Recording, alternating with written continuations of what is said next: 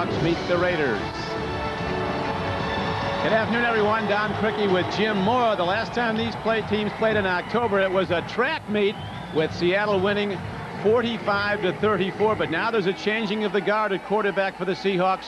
The oldest quarterback in the league, Warren Moon, is on the bench with bruised up ribs, and Jon Kitna, who's never thrown a pass in a regular season game in the NFL, will start. But he's an exciting guy. Jim had a great preseason. Right, as you said, Don, he's going to throw his first regular season NFL pass today. He's smart, mobile, and has a good arm. Bob Bratkowski, the offensive coordinator, told us he's got kind of a magic about him, but Bratkowski has no idea how he's going to play today. He's very popular with his teammates, and they're really pulling for him. Kitna, you see in action here, was the most valuable player in the World League Championship game, quarterbacking Barcelona to the league title. The Raiders are in the throes of a dismal season, and that has been compounded now by some real difficult situations among the players and the coaches, as Tim Brown, so upset with the offense and the way it's been going, says he might take it upon himself, Jim, to call plays. Right, it's not a happy camp at the Raiders. You know, Tim Brown made those remarks last week after the Kansas City game that he was unhappy with the offense, that if things didn't change, he was going to call the plays. In my opinion, he was totally out of line. You can think a certain way, but for the good of the team, sometimes you got to keep your mouth closed. Now, things will open up today, but not like Jeff George or Tim Brown wants it to. So we're almost set to go here in Oakland. Now we're going to send it back to New York to Greg Gumbel. Greg. Hi, everyone. Let's toss it. They'll receive to start the game. See, Broussard is back deep. There's Rusty Tillman, their special teams coach of the Raiders. Seahawks have really been victimized by poor special teams play. In fact, last week, one kick returner for the Ravens outgained the whole offense of the Seahawks. They gave up 2 kick returns for touchdowns, 2 punt returns for touchdowns. It cost the Seahawks the game. There is Cole Ford ready to kick off now for the Oakland Raiders. Not breaking through. It was a torrent of rain earlier today. Joe Bugle, a guy who's had a tough first season as head coach of the Raiders. Well, Joe has really struggled. You know, we did that first game, and he was so optimistic, and now you talk to him at this stage of the season, and he really seems down to me. Cincinnati has beaten Dallas 31-24. Here's the kickoff, a low line drive that caroms into the end zone. Well done by Ford. There will be no run back. And the Seahawks will put the ball in play, first down and 10 at their 20-yard line. As we look at the Seahawks on offense, from Central Washington at quarterback, Jon Kitna. There he is. Never had a college scholarship. Out of Lincoln High in Tacoma. There's his offensive line. They've got new people on the right side, new starters because of injuries. In the backfield, Chris Warren will be the lone setback. They'll open in a 3 wide receiver set with Crumpler at tight end and Jim Mora. What do you think for the first play? Well, you know what? I think they're going to do something that's going to keep it simple for Kitna. I wouldn't surprise seeing him keep the ball, running a bootleg, a sprint out pass, something like that. That's what he does. He swings the ball out, and Crumpler has it. He's ahead for a Seahawks first down. pass is complete. As we look at the Oakland Raiders on defense, this is the last rated defense in the NFL, the number 2 pick in the entire draft last April. Darrell Russell starts at defensive end, along with Russell Maryland. They've had problems at linebacker. Folston now in at outside linebacker. The veteran corners, McDaniel and Lewis, longtime NFL players, Trapp and Turner are the safety. So again on the first play on the bootleg run of 13 yards and a first down. All right, Jim, you were good on that first one. Yeah. Give us the second play. I think they're going to run the ball here, you know. Timeout. Oakland. First team timeout. Bob Bratkowski, the offensive coordinator, and this is really smart, I think, on the Seattle offensive staff's part. They're going to keep it simple for Kitna early so he can have some success. Run the ball, sprint him out, run some bootlegs like he did on that first play, and give him easy throws so he can have success and build his confidence. In that first play, he did a bootleg. He came out to his right, threw a nice little flat route to Carlester Crumpler, and that's what they've got to do with him until he gets that confidence and it'll carry him through the rest of the game. There's Bratkowski to your far left, son of the former Green Bay quarterback, Zeke Bratkowski. The Raiders have 13 players on the field, 2 more than it's allowed. Now Kitna and the Seahawks set up. Looks like he might be changing a play early. Chris Warren tries the middle of the Raider defense, breaks off tacklers and gets ahead for a gain of 11, almost 12 yards. And another Seahawk first down as free safety Eric Turner brought him down. One of the things that's really hurt the Raider defense throughout the course of the season has been sloppy tackling. Last week against Kansas City, the Kansas City running backs broke tackles time after time. And here again, Warren did the same thing. He bust up through the line there. People got shots at him there. They fall off, and he continues to run for good yardage. Again, they go to the run. This time, Chris Warren is stopped as he stutter steps at the line of scrimmage. Andre Bruce, number 99, was the lead tackler for the Raiders. He was a former #1 draft choice in the NFL. One of 18 former NFL #1 draft choices. Yeah, they've got to have more #1 draft picks on their team than any team in the NFL. They've got 8 of their own picks, guys that they picked in the first round, and they got 10 guys that other teams selected in the first round of the draft. It's always been a Raider philosophy that if guys are picked in the first round, even if they fail with another team, they had to have a lot to get picked that high, so the Raiders tried them. They've had a lot of success picking up other teams. Now, Kittner has a problem getting the play in motion. On a 2nd down and 8 play, he's knocked down for a 2-yard loss. Yeah, it looked to me like he had trouble with the snap there, and we'll take a look at it here on the replay, but there's nobody in the backfield right there. I mean, he's going to throw the football. There's no back to hand off to, but he pulled out of the center a little bit too soon, and they had a problem there with the snap. Now, that's one thing that you might find with a young quarterback like this and a center, is to get that coordination going with the snap, but it's vital because it starts every play. So Dennis Erickson, coach of the Seahawks, he has 11 different starters from when they played the Raiders in October because of injuries. Kittner is sacked back at the 40-yard line. Albert Lewis, a 15-year veteran quarterback, 4-time All-Pro player, is the man who gets through and makes the play. Well, this is going to be Albert Lewis. He's lined up out here in the slot, and he's going to come on a blitz from the right side. Nobody blocks him. And again, I think the Raiders are trying to put some pressure on Kittner, a young guy in his first start, and it's important that they do this, and they did a good job there. But somebody's got to pick up Lewis, or he's got to get rid of the ball quickly. Ron Stark back to punt. It's a nervous time for Seattle when they punt the ball. Jermaine Lewis ran back 2 for the Ravens against them for touchdowns last week. This one will roll inside the Raider 20-yard line as Orlando Truitt has to look at it. Let it roll dead at the 17. So the Raiders go on offense as the NFL on NBC continues.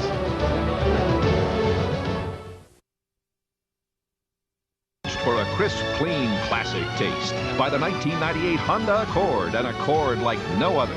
By Microsoft, where do you want to go today? And by American Express, wherever you are, whatever you're doing, American Express helps you do more. The Raiders here in full battle regalia as Jeff George now comes out as quarterback. Oakland. He has thrown for 25 touchdowns this season, just 9 interceptions. And he's going to throw on first down. Guns it downfield and gets the ball into wide receiver James Jett's hands. His 40th catch of the year is out to the 31-yard line for a first down. One of the things that that Jeff George and the Raider offensive coaches told us is they feel like they've got some good matchups today against the 2 linebackers that are starting that don't normally start for the Seahawks, and Fred Thomas, the corner, who's a backup, and they're picking on Thomas that time with the pass to Jett. Thomas in for the injured Sean Springs. George picks up the handoff, and then handoff to Napoleon Kaufman. The snap fumbled by George, and he's quickly hit and hard by Sally Amua. Come on. As we look at the offensive front of the Raiders, Wisniewski has been a Pro Bowl player for them. Lincoln Kennedy's played well at right tackle. Jeff George at quarterback. Napoleon Kaufman is over 1,100 yards rushing this season. Chad Levitt, rookie from Cornell, starting at fullback today. Loss on the broken play, makes it 2nd down now. They need 14. A pitch back to Kaufman, cutting back. Napoleon Kaufman is into the secondary of Seattle and taken down at the 32-yard line. The Seahawks on defense. This is a team that has the 9th rated defense in the NFL and the 3rd rated offense. Special teams is hurt badly. Sinclair is heading to the Pro Bowl. He leads them with 9 sacks. Adams has played well. 3rd and 7. Dean Wells, the middle linebacker, has been a big contributor on defense. And they were extolling how Willie Williams, the former Steeler, has played at right cornerback. And he's played well, and he's one of the team leaders. 3rd down. George needs 8. Gets a lot of time to look things over. Dumps it off downfield. A catch is made. And let's see where the spot is. Linesman comes in, and it might be just short. They're going to spot it around the 40 where he's coming in. That was number 84, Kenny Shedd, who made the catch. One of the things that both Tim Brown and Jeff George felt like they should do on third down is get 3 wide receivers in the game and open up that offense. That time they brought Kenny Shedd in as a third wide out, and George hit him for the first down. What looks like the first down. I think they're going to take a measurement. The officials are coming for a measurement. One thing they're doing that the Seahawks are doing, Don, today, Willie Williams, who's normally the right corner, so far in this first series for the Raiders, he has gone wherever Tim Brown has gone. So it looks to me like he's going to shadow Tim Brown. If Tim Brown lines up on the left, he's going to be in the left. If he's in the right, he's going to be on the right. They're going to put Williams on Brown. They get the first down easily with the mark. The linesman originally came in at the 40, but then they mark it at the 41. The Raiders get their first down of the game with 9:52 to play in a scoreless first quarter. October 26th at the Kingdom in Seattle. The shootout. Warren Moon passing for over 400 yards and 5 touchdowns against the Raiders. In an 11-point Seattle win. The handoff. Hoffman, former University of Washington All-American, takes it across the 45-yard line. His first down run is good for a gain of 6 yards. Matt Labonte from Oregon, number 99, makes the stop. Well, you know, the Seahawk defense, as you mentioned, Don, you know, they're ranked 9th in the league in total defense, and they've had a pretty good year, but right now they've just been decimated with injury. They've got 5 starters who are not playing today, and the Raiders are going to really try to take advantage of this. Napoleon Kaufman, you see 5 yards per carry on the average. He broke a 55-yard touchdown run in the first meeting against Seattle. And they go right back to him. Another terrific defensive play. The middle linebacker, the 5th-year middle backer from Kentucky, Dean Wells, makes the stop. Loss on the play of 3 yards back to the 45-yard line. Well, one of the new linebackers playing for the Seahawks is number 56, the right linebacker for the Seahawks, James Logan, and he helps Dean Wells there on the play. Michael Barber, the left outside linebacker, is another young linebacker. 2 young outside linebackers that really haven't played much this year for the Seahawks. And now on third down and needing 7. A heavy rain starts to fall again as George takes a quick drop, makes a throw. It's picked off by Bellamy. Jay Bellamy's on the run. Seattle might have been offside. There is a penalty marker down. If the play goes, the Seahawks have the lead. Let's see what the penalty marker's over. Were they drawn offside or was it an offside? One of the problems the Raiders have had when they've had adversity early in a game, it seems to take the spirit out of them. It is a call against Seattle. The interception and subsequent return for a touchdown are negated. Yeah, well, the Raiders got a real break right here because this was not a good throw by Jeff George. And here again, he's got a long count, hard count. The Seahawk defensive linemen are jumping. It looks like 3 of them jumped. Jeff George was probably giving them a hard count there. He had about 3rd and 5 to go. This isn't going to be quite a first down. It's going to be 3rd and about a yard. So instead of a 50-yard return for a touchdown for Dennis Erickson Seahawks, the penalty negates the play. It now becomes 3rd down and a long 1 for Oakland. George takes a look, dumps it off, gets Napoleon Kaufman, and he's ahead down to the 45-yard line.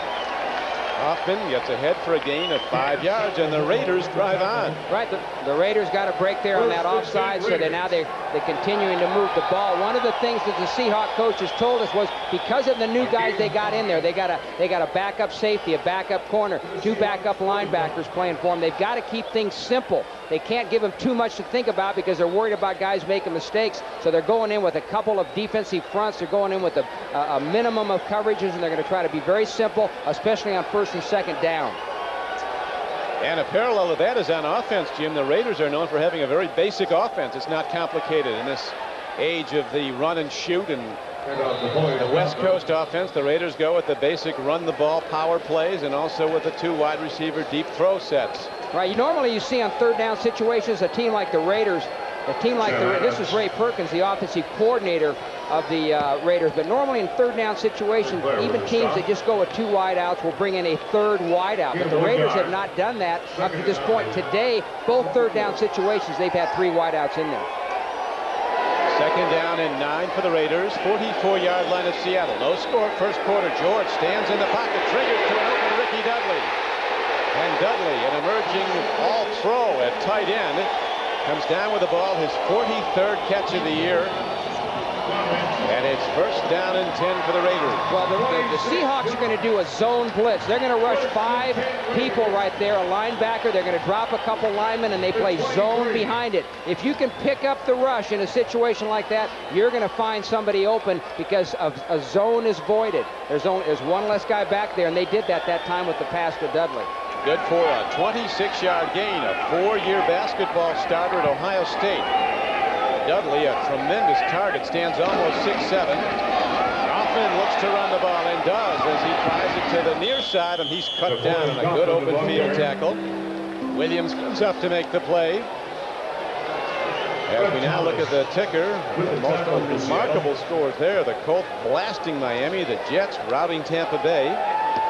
Cincinnati makes a bad season more respectable as the Cowboys continue to fall.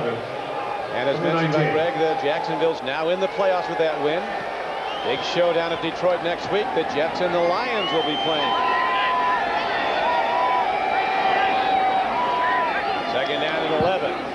Jeff George calmly standing in the pocket, floats the ball too high. Heavy rain is falling. It's tough to get a grip. He's looking at one of his big backs, Jerome Davidson, 48. Right, this rain will definitely have an effect on the game, especially the passing game. It makes it a little bit more difficult to hang onto the football, to get your accuracy. It even affects the defensive backs because they're a little bit of at a disadvantage anyway, and with wet ground, they have a hard time reacting and breaking on the routes by the wide receivers. As we know, there's already been 2 fumble snaps so far this quarter. Jeff George is 4 of 5 throwing the ball today for 51 yards, the 26-yarder. The Dudley, the big play in this drive. Third down 11, he shoots for the end zone. Man is there, and the ball is taken in. Did he get it inbounds? He did. Now the ruling that Orlando Truitt did make a touchdown catch, that he was pushed out of bounds after he caught the ball.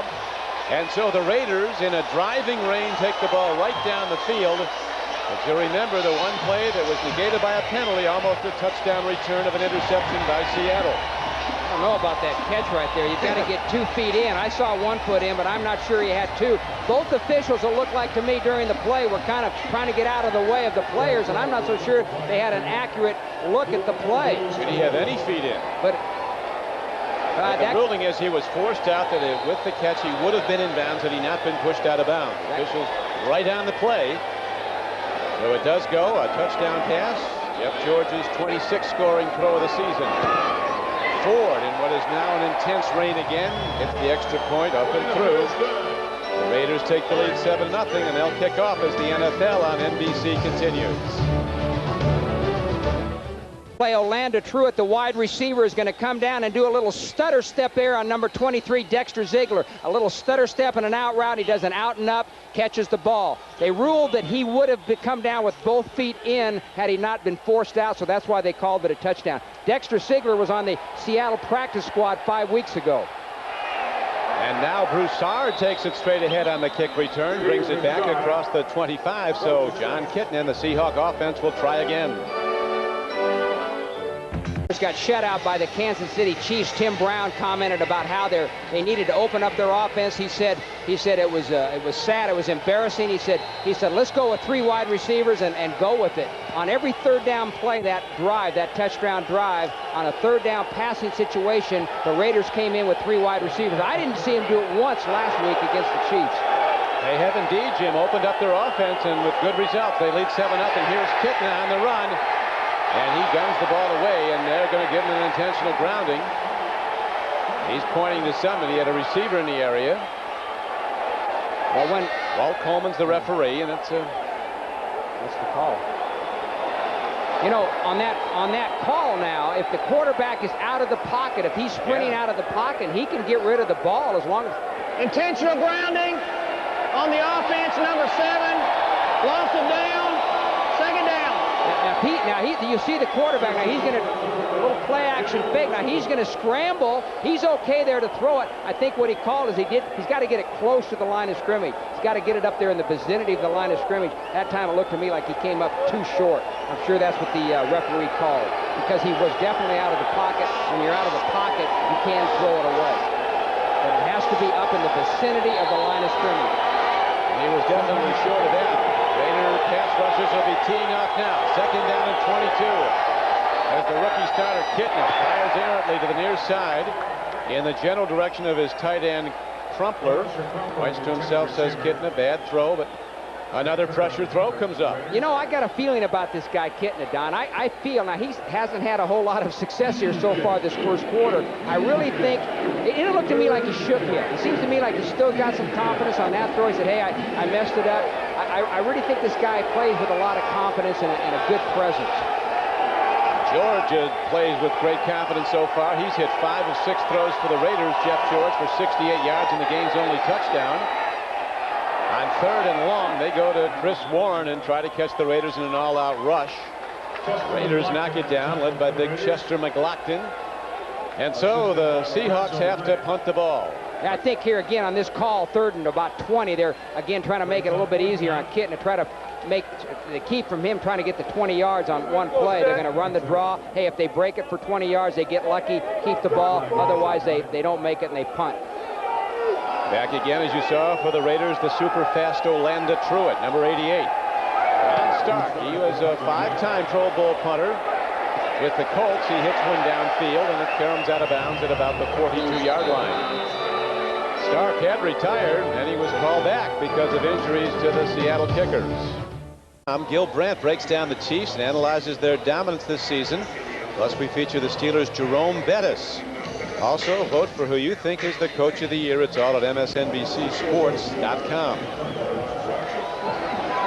Jim, your Coach of the Year so far? I'll tell you what, after yesterday's games, it might be Jim Fassel. I think he's a tremendous job with the Giants. He did. They were 6-10 last year. Win the division this year, and Napoleon Kaufman's on the run. One of the things that the Raiders felt like they should do by opening up their offense, by getting people spread out, it left Kaufman back there alone. You can see Chad Leavitt, number 31, was flanked out, and then he came back in motion. But what that does is that keeps defensive people out of that core, because they have to go out to cover the wide out, or the people that are split out. That's less people to tackle Kaufman when he runs the football. They finally did tackle him, but they did it 9 yards downfield. Second down and 1 for the Raiders, who lead 7-0. And again, a jolting hit by Jay Bellamy. Bellamy almost had a memory in this game, but it was negated by a penalty when he ran back the interception. Well, they're running the football here to Kaufman, just a straight handoff, but Bellamy, the strong safety, is going to be sitting right up around the line of scrimmage, and he comes up and makes a great tackle. Boy, that's a perfect tackle at the line of scrimmage by the strong safety, Jay Bellamy. He's had to step up because of the injury to Benny Blades, who's out now on injured reserve.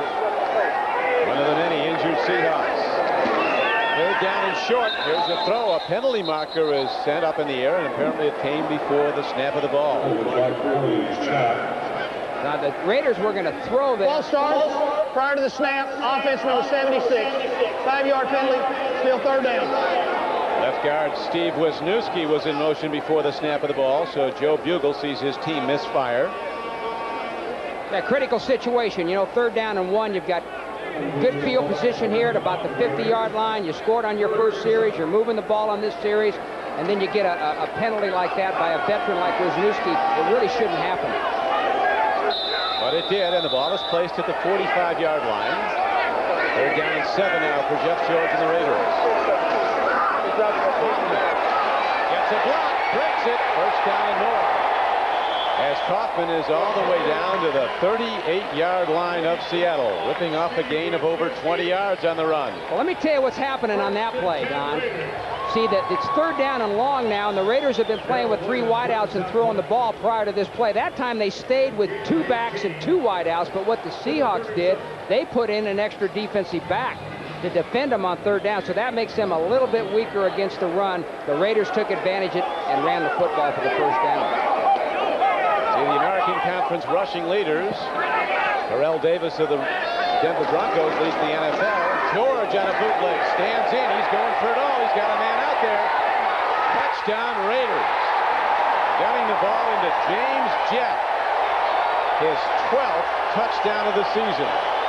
He's been a scoring machine for a Raider team in the throes of a long year, but right now the Raiders looking awful good. Well, the left corner, Fred Thomas, number 22 there for the Seahawks. He's actually the third left corner that's played that spot for the Seahawks this year. Sean Springs, then they had Jeremy Lincoln, Fred Thomas. Fred Thomas was really picked on last week by Baltimore for a couple of scores, and right there he had pretty good coverage, but he didn't make a play on the ball. You got to, if you cover the guy, you got to make a play. Got to find a way to knock it down or intercept it. James Jett just took it away from him, and the Raiders look to build on their lead to a 14-0 advantage, which they do. So with 2:38 to play in the first quarter, the Raiders in command, 14-0. Okay, here's Jett right here, and he's just going to run a post route right down the middle, and Thomas, number 22, has got him man for man. Now the strong safety, Bellamy, is up there in the flat. There's nobody in the middle. When there's nobody in the middle, you got to take advantage of that as an offensive team and hit that post route for the long one. And they did it there. Again, Fred Thomas had decent coverage, but he didn't make a play on the ball. Look, right there, right there. All he's got to do is go up and knock it down or intercept it. I thought before it happened that he was going to pick it off. He had good position to pick it off, and the ball goes by him. Some guys can cover and not make plays. That time, Thomas did not make the play. Everybody jumped all over Tim Brown, and Jeff George was saying they wanted to open up the offense like it was earlier in the season, but today they did indeed open it up. And at the moment, they have really ripped the Seattle defense, which grades out in the top third in the league. Yeah, but it's not the same defense. Yeah, they got a lot of different guys because of injuries. Well, you take away Benny Blades, and you take away Sean Springs and Cortez Kennedy and Chad Brown and Winston Moss. These are 5 defensive players that are not playing today. It's hard to survive with those guys out of the lineup. Ford kicks off. This is Broussard to the 10. Blockers. Across the 20, and he gets to the 21-yard line. NBC tonight kicks off with a special National Geographic, The Great White Shark, at 7. Then after Dateline, from the creator of Jurassic Park and the Lost World, it is the network premiere of Congo at 9, 8 Central on NBC tonight. Well, now, you know, this is a bad situation. The Seahawks didn't want to get in this situation. They got a young quarterback starting his first game, first time he's played all year, basically, and now they're down 14-0. That's not a good situation for Kitten. Not a good situation for the team, but it's tough on Kitten. Well, they're going to find out a lot more about him. He goes back to the run, and Chris Warren, with both hands on the ball, takes it at the Raiders and bangs out to the 27-yard line. A gain of 6 yards on the play. John Kitten, his wife Jennifer, is here today. That's her on the left. They have a little 6-week-old son, Jordan. That's his dad, Martin, on the right. And his mom is home babysitting. Yeah, babysitting Jordan. You could care less about Dad's NFL debut, right? No, Jordan not worried about what's happening out here in this football field. 2nd down and 4. They go back to Warren. 2 hands on the ball on a wet day, and the Raiders stuff the run. Well, you know what the Seahawks have got to do now. They're down 14-zip. They've got Kidney in the ball game. If they're going to honestly try to find out what this kid can do, they can't panic at this point. They can't say, "Hey, Kidney, you got to go out and win the game by yourself. We're going to start throwing every down." They got to stay with their game plan for a while here anyway, and let him just get his confidence going and do what they prepared him to do all week. They talked about him having all the ingredients: strong arm, good mobility, smart, confident. This, though, is his first NFL regular season start. His numbers in the preseason were almost beyond phenomenal. Here's a throw over the middle, right to James Trapp, and the Raiders are on the run. Trapp takes it inside the 15-yard line. And so Kitna with a disastrous throw into coverage, and James Trapp picks it off, and the Raiders look to build their lead. But it's now 14-0. Yeah, James Trapp's a strong safety. Now, they got a blitz. You can see 2 guys coming right up the middle there. Trapp's just sitting back there in the middle of the field. They were in man-to-man coverage, but Trapp was playing that deep middle zone. What happened there was Kitna just threw it too high and right into Trapp's arm. Actually, Kitna comes over and gets in on the tackle right there. Tough guy. Bad throw, but a good tackle. But the tackle was made at the 14-yard line, so the Raiders challenge again. They lead the game 14-0 with 1 minute and 2 seconds to play in the first quarter. Seattle looked like a playoff team, but the Seahawks have lost 4 straight games. They're in trouble now as Napoleon Kaufman tries to cut back, nowhere to go. It's knocked down for a loss of about 2 yards by Dan Saliamua. Kansas City playing for home field advantage in the AFC out in front of the Chargers 7-0. Green Bay up on Carolina. How about Plummer? That Plummer's had since he took over that starting spot for Arizona, he's had some very impressive statistics. I believe that guy's a winner. He surely was at Arizona State, and he's been making things happen since they put him in the lineup. No team has had more tough losses this year than the Arizona Cardinals. George throws to Tim Brown, and he heads inside the 10-yard line and down to the 6. Gain on the play of almost 8 yards. Tim Brown cutting across the middle, cutting away from a double team. Well, the Seahawks are keeping it simple on 1st and 2nd down, and they were in a very simple defense right there. And the Raiders took advantage of it. And that'll do it for the first 15 minutes of play. The Raiders in command 14-0 and challenging for more. Okay. Quarterback Jeff George, who's thrown for 2 touchdowns in this game as the Raiders lead it 14-0. Now they're challenging as they're inside the 10-yard line. 3rd down and 3 for the first down. 3rd and 6 for a touchdown. George fires. Ball is tipped. Ricky Dudley had his hands on and couldn't hold on. Yeah, now what he tried to do there was just hit Dudley. You know, that's what they like to do down here in the goal line area. They like to go to Dudley or Brown. Brown's the #1 guy, but here they're trying to get Dudley open in a zone. And it goes right through Dudley's hands. Now the ball's a little bit wet, but that's not an excuse there. Dudley should have caught that football for a touchdown. It was a very good pass by Jeff George. Yeah, the ball was right there. Been an odd day of weather, torrents of rain. When Seattle's had the ball, it's poured nonstop. When the Raiders have it, the sun just broke through. Ford. It's wide right. He has not had a good year, has Cole Ford. He is now 12 of 21 on field goal attempts. His kicking has cost the Raiders some games, and it's frustrated Joe Bugle as it did on that attempt. And Joe's going to react here. You know, this is a gimme field goal kick. As tough a year as he's had, you know, those kind of things. He tried to wish it in, though, Jim, didn't he? Yeah, he did, but can't do it from that sideline. I found that out a lot of times. Like trying to talk to a hook off the tee. It won't listen. The AFC playoff picture coming more into focus. The Steelers, who keep finding a way week after week, challenging Kansas City. Denver at 11-3, but the Chiefs right now have the tiebreaker. The Broncos next time out at San Francisco. Kitna with the sun shining takes a look, gets time, and then with nowhere to go, good coverage by the Raiders. The young quarterback has to eat the ball and take it to the 20-yard line. He actually lost a yard on the play. Andre Bruce was on him quickly.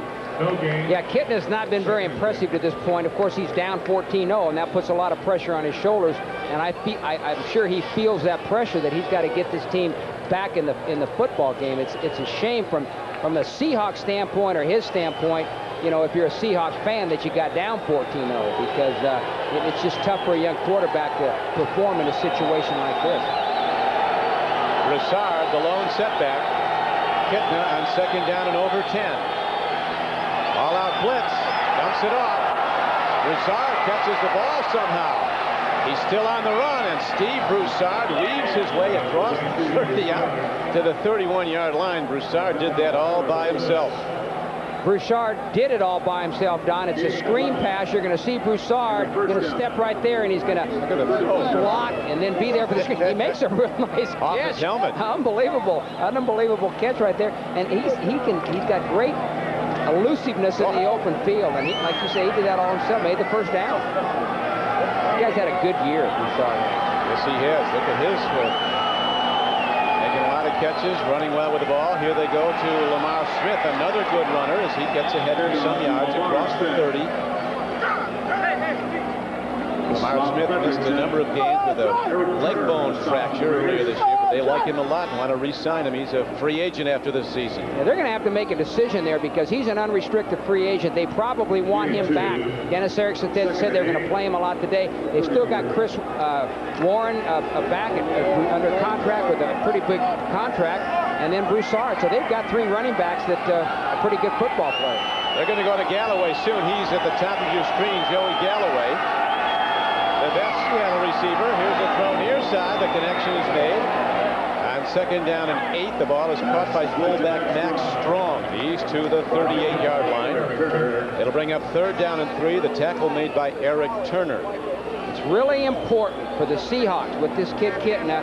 First of all, they've got to protect. They got to keep people out of his space so he's got some time to sit back there and make the right decisions. Then they've got to give him routes by his receivers that he can complete. Not tough routes, but easy routes, easy throws for him. Again, they go with 3 wide receivers. We'll see what kind of a throw he has here on 3rd down and short. Here comes the rush. They give him time. He makes the connection. That's Galloway on the run. Joey Galloway loses a shoe and takes it all the way down inside the 25-yard line. They'll spot him out of bounds right at the 26. Actually, somebody lost his muff. Earlier in the game, Don, they brought Albert Lewis off the slot. You're going to see him coming in from the outside, and he got a sack on Kitna. That time, he did the same blitz. He lined up on the slot, came from the outside, but the left tackle, Jones, got out there and blocked him, gave Kitna time to throw, and he hit Galloway on that crossing route. The hand warmer, the muff, gave him a false target. The guy grabbed that and came off. I see that. Tearaway jerseys are now illegal. Maybe muffs will be someday. Here is a handoff to Lamar Smith. Not much happening. The emotion of the game has turned somewhat. The missed field goal by 4 that would have given the Raiders a 17-0 advantage. And now Kitna starts to move the Seahawks. Well, this is just a basic handoff to the left side, and I think the guy that messes up here is Walter Jones, the left tackle. He's blocking Andre Bruce man-to-man, and he just kind of fell to his knees, and Andre Bruce came off the block and made the tackle. That's a good play by Bruce, not a good block by the rookie Walter Jones. Who they believe will be a star, a high #1 draft choice out of Florida State. It is 2nd down and 9. Raiders setting up to blitz, and they're coming with everybody. They go to a draw, and Lamar Smith breaks it. He's down inside the 20 and down to the 16-yard line. So on 2nd down and 9, a good play call gets almost enough for a 1st down. We'll see where they spot it. Yeah, the Raiders are going to come with the blitz here on 2nd long, and it looks to me, you'll see Fredrickson, the linebacker, coming there. It looks to me like their game plan is get the Seahawks in long yardage situations, get the young quarterback having to make a big play for a 1st down, and let's come after him and put the pressure on him. Right there, the Seahawks fooled him with the draw. Good call by Bob Bratkowski, the offensive coordinator. I think your observation earlier, Jim, bears repeating. Kitna had not lost his composure when things weren't going well. Now he fires to the end zone, and McKnight drops the ball. As Kitna, he's got a gun. He triggered that tight spiral in on a line drive. It could have been a touchdown if McKnight held on. Well, here's McKnight, and he's running down there on McDaniel. He's going to a little fake inside and come to the outside. He kind of pushes McDaniel off right there. They actually could call that if the officials saw it. That could be let's see here if he should catch it. It's a pretty good throw by Kitna. You bet he should have caught it. I think he was a little bit concerned about staying in bounds. Exactly. Lost his concentration on the ball. 2nd down and 10 at the 15-yard line. Seahawks with the ball, down 14-0. Back to the draw. And again, Lamar Smith runs well. He gets it down inside the 10-yard line. Eric Turner and James Trapp, the safeties, get him down. I think the point you just made, Don, a minute ago about the fact that Kitna has not lost his composure. Just from up here, you can just see the fact he's not rattled. I mean, he's got confidence. He feels like he can win this game and get this thing done. And I think that's got to be vital right now for this football team and for him. Very important drive to get on the board. Dennis Erickson has had a tough year with all the injuries. A good football coach. Coached 2 national championship teams at Miami and Florida. On 3rd down, Kitna throws a timing pattern.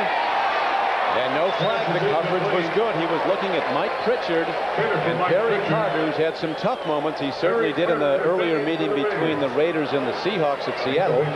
Covers well, number 20, Perry Carter. And he was all over Pritchard that time. For a minute, I thought it was going to be a pass interference, but he kind of took his hands off at the last second, so he had pretty good coverage. Here it is right here. Here it is right here.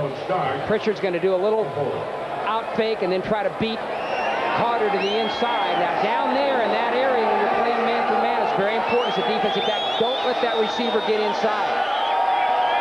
Pritchard got inside, but the pass was off. Field goal attempt is up and good by Todd Peterson, who has now hit 19 of 24 this season. So the Seahawks get points and trail 14-3. By Citizen, today more than ever, Citizen is how the world tells time. And by Compact, the most popular computer in the world. Scoring on a 27-yard field goal by Todd And Peterson. back. It isn't Halloween. It's Raider fans. Todd Peterson going to kick off. One of the most loyal are here today. I mean, they're really getting even better at these outfits. Kenny Shedd. They definitely lead the league in skeletons. Yeah, that crossbone. Peterson, who hit the field goal, a 35-yarder, kicks off. This is Kenny Shedd, who has a touchdown reception today. Making it, and he's in across the 25-yard line and close to the 30. Kenny Shedd took the kickoff at the George, 6-yard two line. touchdown throws. Will come back out with the Raider offense in a moment. Right now, it is off. Field is wet. Raiders lead it 14-3, and they have the ball first down and 10 at their 29-yard line. Jeff George opening up the offense and putting up the numbers, including 2 touchdown throws. Kaufman has to cut back, and he loses his footing. There's a loss on the play of a yard. The NFL on NBC is back next Saturday at 12 noon Eastern time when Bruce Smith and the Buffalo Bills travel to Green Bay to take on Brett Favre and the defending world champion Packers. That's the NFL on NBC next Saturday at 12 noon Eastern time. Kickoff return. Brett Favre, when he came out of Southern Mississippi, was the 3rd quarterback picked. These 2 teams picked ahead of him to pick quarterbacks. You know who they are? Tell me. Todd Marinovich and Dan McGuire. Jeff George, who was the #1 player picked in the entire draft, fires downfield and hits Tim Brown. What a play. Ball on the field, and the Raiders have it. Now the Seahawks have it. It is going to be, I think, Seattle's ball, but we'll wait and see. Michael Barber was the guy who finally ended up with it.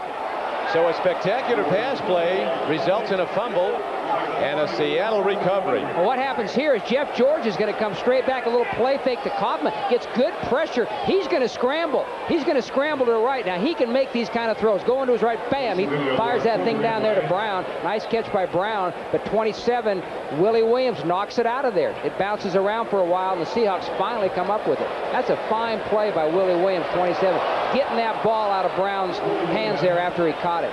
See, Brown has to adjust. You see 81 there moving around. Now he's going to stop. Now he's going to adjust. When he sees George scramble, he has to adjust. Nice play by Brown, but good job by Williams getting it out. Willie Williams, an unrestricted free agent who started last year for the Pittsburgh Steelers. As mentioned earlier, Erickson said he's been one of our best contributors. Kitna stands in, lets it go long.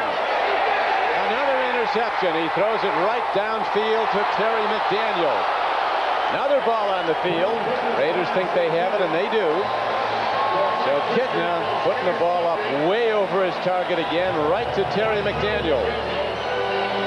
And the Raiders, one play later after turning it over, get it right back.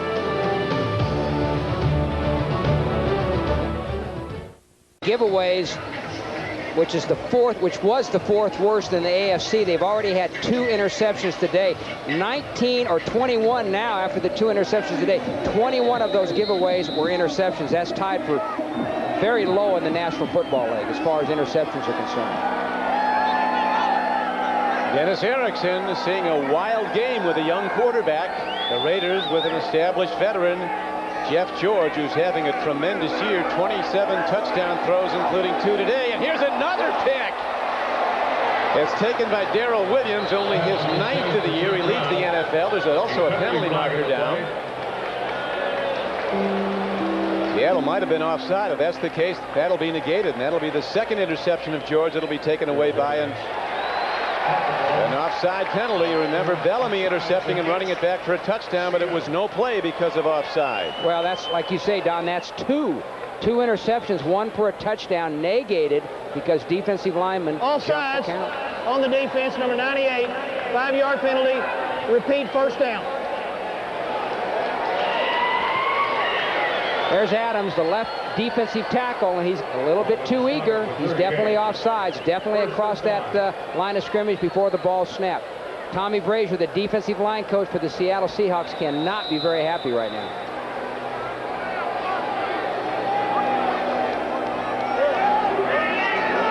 First down and 5. Jeff George stands in, and he is going to be sacked back at the 29-yard line. Matt LaBounty playing some very good football. Gets the pressure on and is credited with the sack. Matt LaBounty, number 99, is coming in from the inside position right there, but the right end, Philip Daniels, coming in from the right side, also puts good pressure on George, and George just kind of falls down before he gets sacked. They might give it to Daniels. The sack, he was the first guy to knock George off balance. Might be half a sack each way. At any rate, it is second down and 14 for the Raiders. They lead in the second quarter, 14-3. Hoffman running wide. And again, good run pursuit led by Dan Saliamua, who's played terrific football, stepping in for the injured Cortez Kennedy. Saliamua, the former KC chief, has really been a standout. He really has. You know, I think it took him a few games to get adjusted to the Seahawk defense, but in the last few weeks, he's played, I think, his best football of the year. And whenever you see a defensive lineman lined up inside make a tackle over by the sideline, you know this guy is hustling, he's got excellent pursuit, and playing good football. They're down. Raiders need 14. Now the whistle blows, and there might be a procedure penalty. Illegal motion against the Raiders is the preliminary signal. And that'll make it third down and 19. Here's Walt Coleman, the referee. False start prior to the snap. Offense number 82. 5-yard penalty. Still third down. James Jett was in motion early. Yeah, a lot of times those wide receivers, you don't see it too often. A lot of times those wide receivers, they get a little bit too anxious, and they're going to jump before the ball snapped, and that's what happened that time with Jett. A little too eager to get into that pass pattern. And that brings up third down and 19 for the Raiders. Jeff George looking to screen the ball. He's in trouble, and they get Jeff George back at the 15-yard line. As Michael Sinclair, the Pro Bowl defensive end for the Seahawks, gets his 10th sack of the year. I think you said something, Jim. The Seahawks are very much in this game. Well, they sure are, and this is a good rush by Sinclair. All he does there, he just beats Lincoln Kennedy man for man. He just keeps coming through that outside shoulder. Actually, the Raiders had a little screen set up, but George couldn't get it away. That's a heck of a play by Sinclair, going to the Pro Bowl this year for the second time in a row. Last year when he went, they told him to take it easy. He was playing like it was a playoff game. Yeah. Some other guys were over there for a Hawaiian vacation. Here is Araguz, who's punted beautifully for the Raiders this year, driving the ball downfield. Tyree Davis with an over-the-shoulder catch. Penalty marker comes in as Tyree goes down at the 31-yard line. Might have been blocked from behind. Araguz, a World Football League player, Jim. Yeah, Rusty Tillman, the special teams coach for the Raiders, was telling me out of practice on Friday that he really likes Araguz. He said this guy has had a terrific season. He says he works hard, he's got a good attitude, he's very coachable, and he really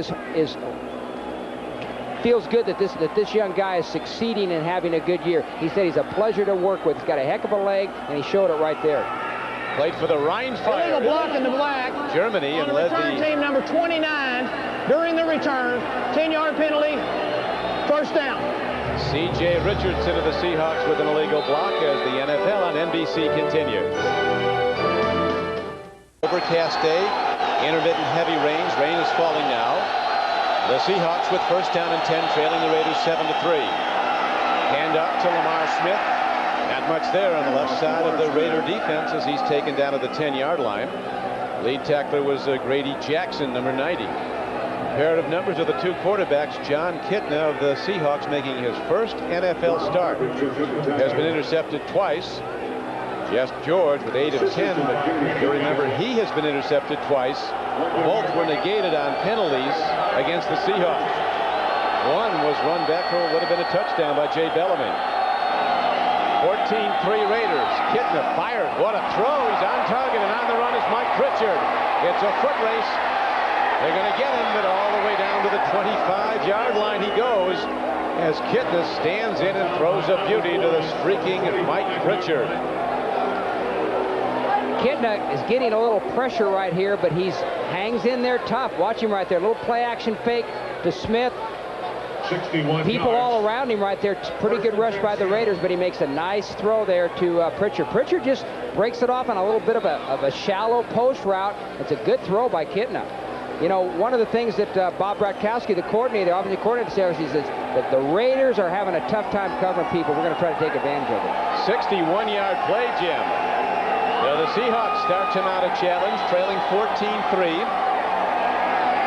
The run they go. Lamar Smith looking for some place to go. He's hit from behind by one of his own guys and does get ahead to the line of scrimmage, but good pursuit by the Raiders. The strong safety, 37, James Trapp, who you'll remember has an interception earlier. He was the lead tackler. Game clock down to 4:20 to play in the first half. You know, at the end of that play, Don, there was 2 Seattle Seahawks offensive linemen still on the ground. Now they're up now. Kevin Mawai and number 74, James Atkins. Now that's Russell Maryland, the defensive lineman for the Raiders, that's hurt a little bit there. But boy, the Seahawks cannot afford to lose any offensive linemen because they've really been banged up in that area, and it's hurt them, especially the right side of their line, because the starting offensive right guard, Derek Graham, the starting right tackle, Howard Ballard, are both out of the game. They may miss next week, the last game of the season. You know, sometimes if you lose a couple of offensive linemen and one's on one side and one is on the other, it's not good, but it's not as bad as when there's 2 together. Now, Russell Maryland is a nose tackle. He's pursuing the play right there, gets in on the tackle. It really doesn't look like anything happened to him, but he is coming off the field with a slight limp. Russell Maryland played on 3 Dallas Cowboys Super Bowl championship teams. He was the #1 player picked in the entire NFL back in 1991, and the year prior to that, Jeff George, the Raider quarterback, was the #1 pick in the entire league when the Colts took him. You know, I know Chester McLaughlin made it to the Pro Bowl this year, but I really feel, and we've done a few of these Raider games, the games I've seen, I believe that Russell Maryland has been their most consistent defensive lineman. He gives you a great effort every play. He comes to play comes to work every day, comes to work every week. Played well this year, consistently well. He's a leader. Russell Maryland out of Miami of Florida. Galloway to the lower right of your screen. Kitna taking a deep drop. The rush is on. They're going to get him. He fires an errant pass, and it's almost picked off. Rob Frederickson, an outside linebacker, 53. He was a #1 draft choice of the Raiders 4 years ago. Breaks in and almost gets the sack. Here again, he's going to come off that right up the middle. Frederickson, number 53. Again, nobody blocks him. Now, this is a nice play by Kitna. You know, there was a guy over there in the vicinity that threw the football. Number 25, Lamar Smith. So it was an intentional grounding. But again, Kitna has pretty good presence back there and got rid of the football.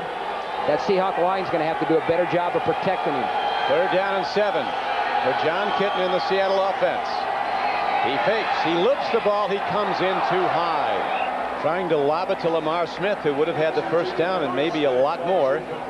But again, Kitna comes in high, and so the field goal unit comes out for the Seahawks. I think one of the characteristics of a young quarterback is inconsistency. Now, he's had some great throws. That throw to Pritchard earlier in this drive was an excellent throw. Now, right there, a little dink throw, a very easy one he's too high with. So he's inconsistent. When he has been off, it's normally been too high. So he's got to relax a little bit, come down with his throws, and I think he'll do much better. Now it's Peterson, Todd Peterson, who hits from 35 yards for the Seahawks' only point so far. 40-yard attempt is on the way. There's a penalty marker down. As you see, the kick is up and good if it goes. So Peterson continues his good kicking for the Seahawks. Let's see what Walt Coleman says, the referee. Encroachment on the defense. Good. 5-yard penalty. Still 4th down. No, it was 4th down. It's not enough for a 1st down. It's 4th and 7. So if they go for it on 4th and 2. They'll get the down over. I think you kick it again. Yeah, they're going to kick it again. The kick was no good.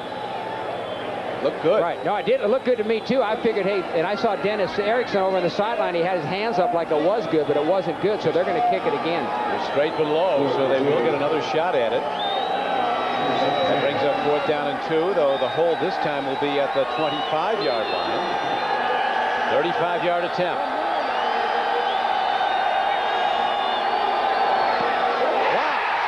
Ball's alive in open field. Picked up. And the Raiders have the ball at midfield. Looked like Grady Jackson, a rookie from Tennessee, Knoxville, was the guy who got a hand on the kick and blocked it. Well, Dennis Erickson's over there shaking his head because the special teams for the Seahawks have not played very well the last 4 or 5 games. They come right up the middle. That's the place where you've got to be most solid. Occasionally you can let a guy come off the corner because it's hard to block it off the corner. You've got to be solid right across that middle. And boy, they do a good job there with Kevin Johnson and Grady Jackson, 98 and 90. Pull their way right up the middle, get their hands on the ball. See, that's just a breakdown by the Seahawks special teams. That's not a difficult thing to do, is to protect that field goal kicker in the middle of the offensive line. That was a low kick also. Here's a handoff. Raiders go to the run.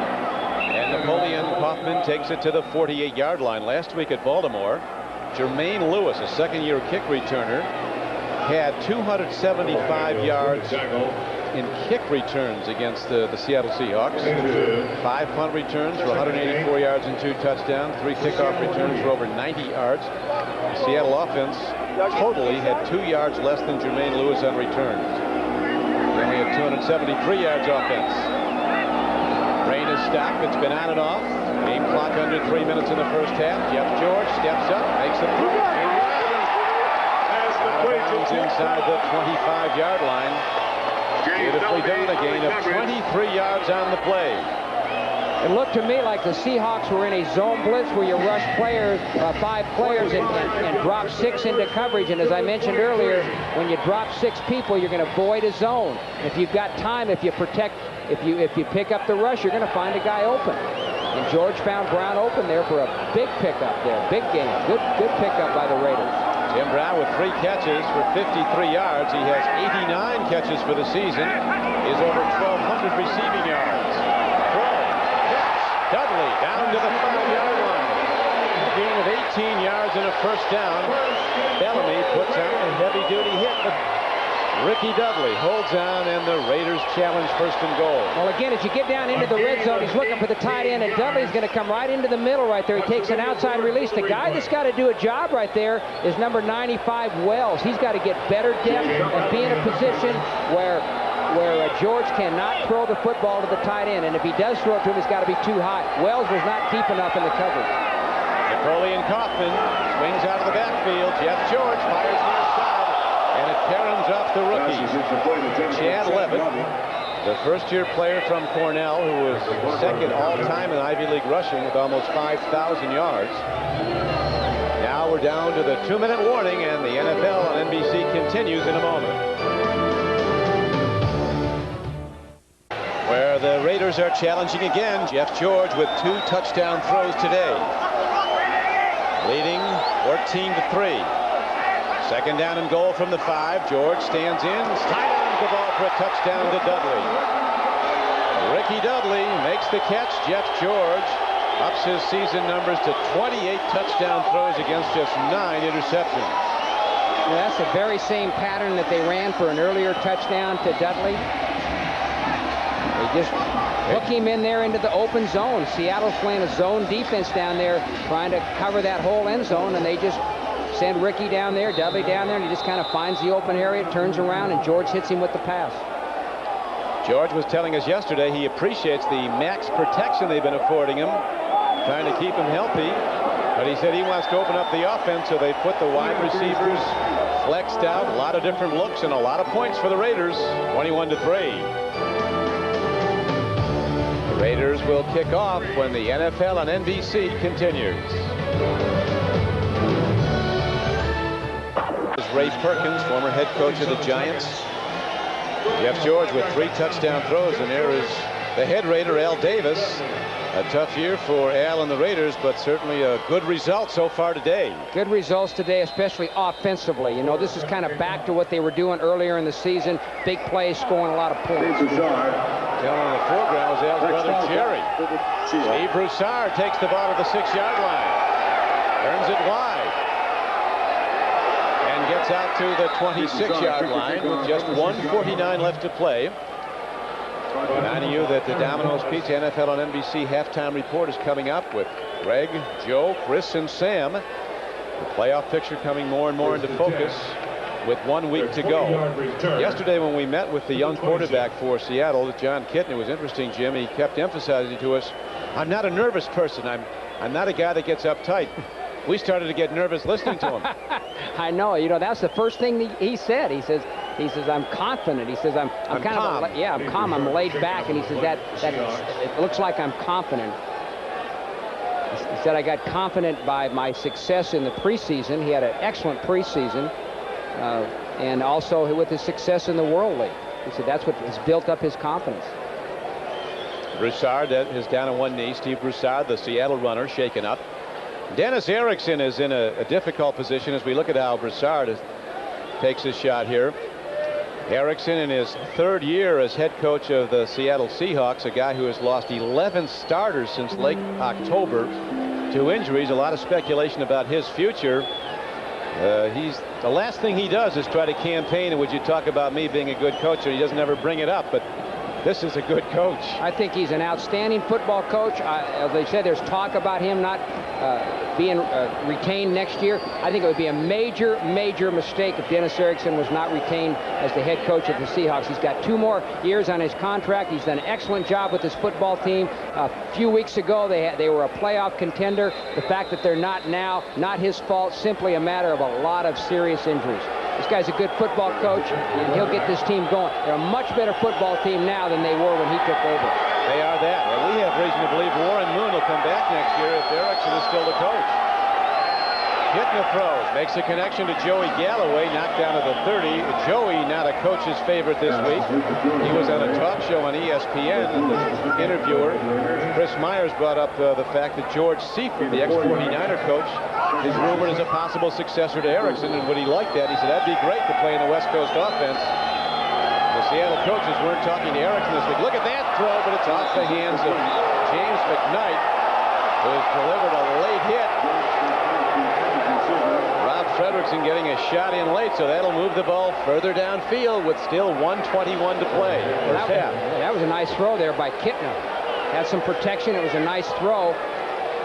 Again, the league is trying to protect receivers. They're trying to protect receivers when they're in a position where they can't protect themselves. And this was a good call by the official because the ball was clearly dropped. Fredrickson had an opportunity to see that it was dropped, and he came up and laid a shot on McKnight. So this was a bad decision by Fredrickson and a good call by the official. He had moved the ball out to the 46-yard line. Now they put Kitna in the shotgun where he might have been better served being there earlier. Gets a better look downfield against all these blitzes. Here's a throw and a catch. Turning upfield is Lamar Smith, who gets out of bounds, stopping the clock at the 49-yard line after a gain of almost 7.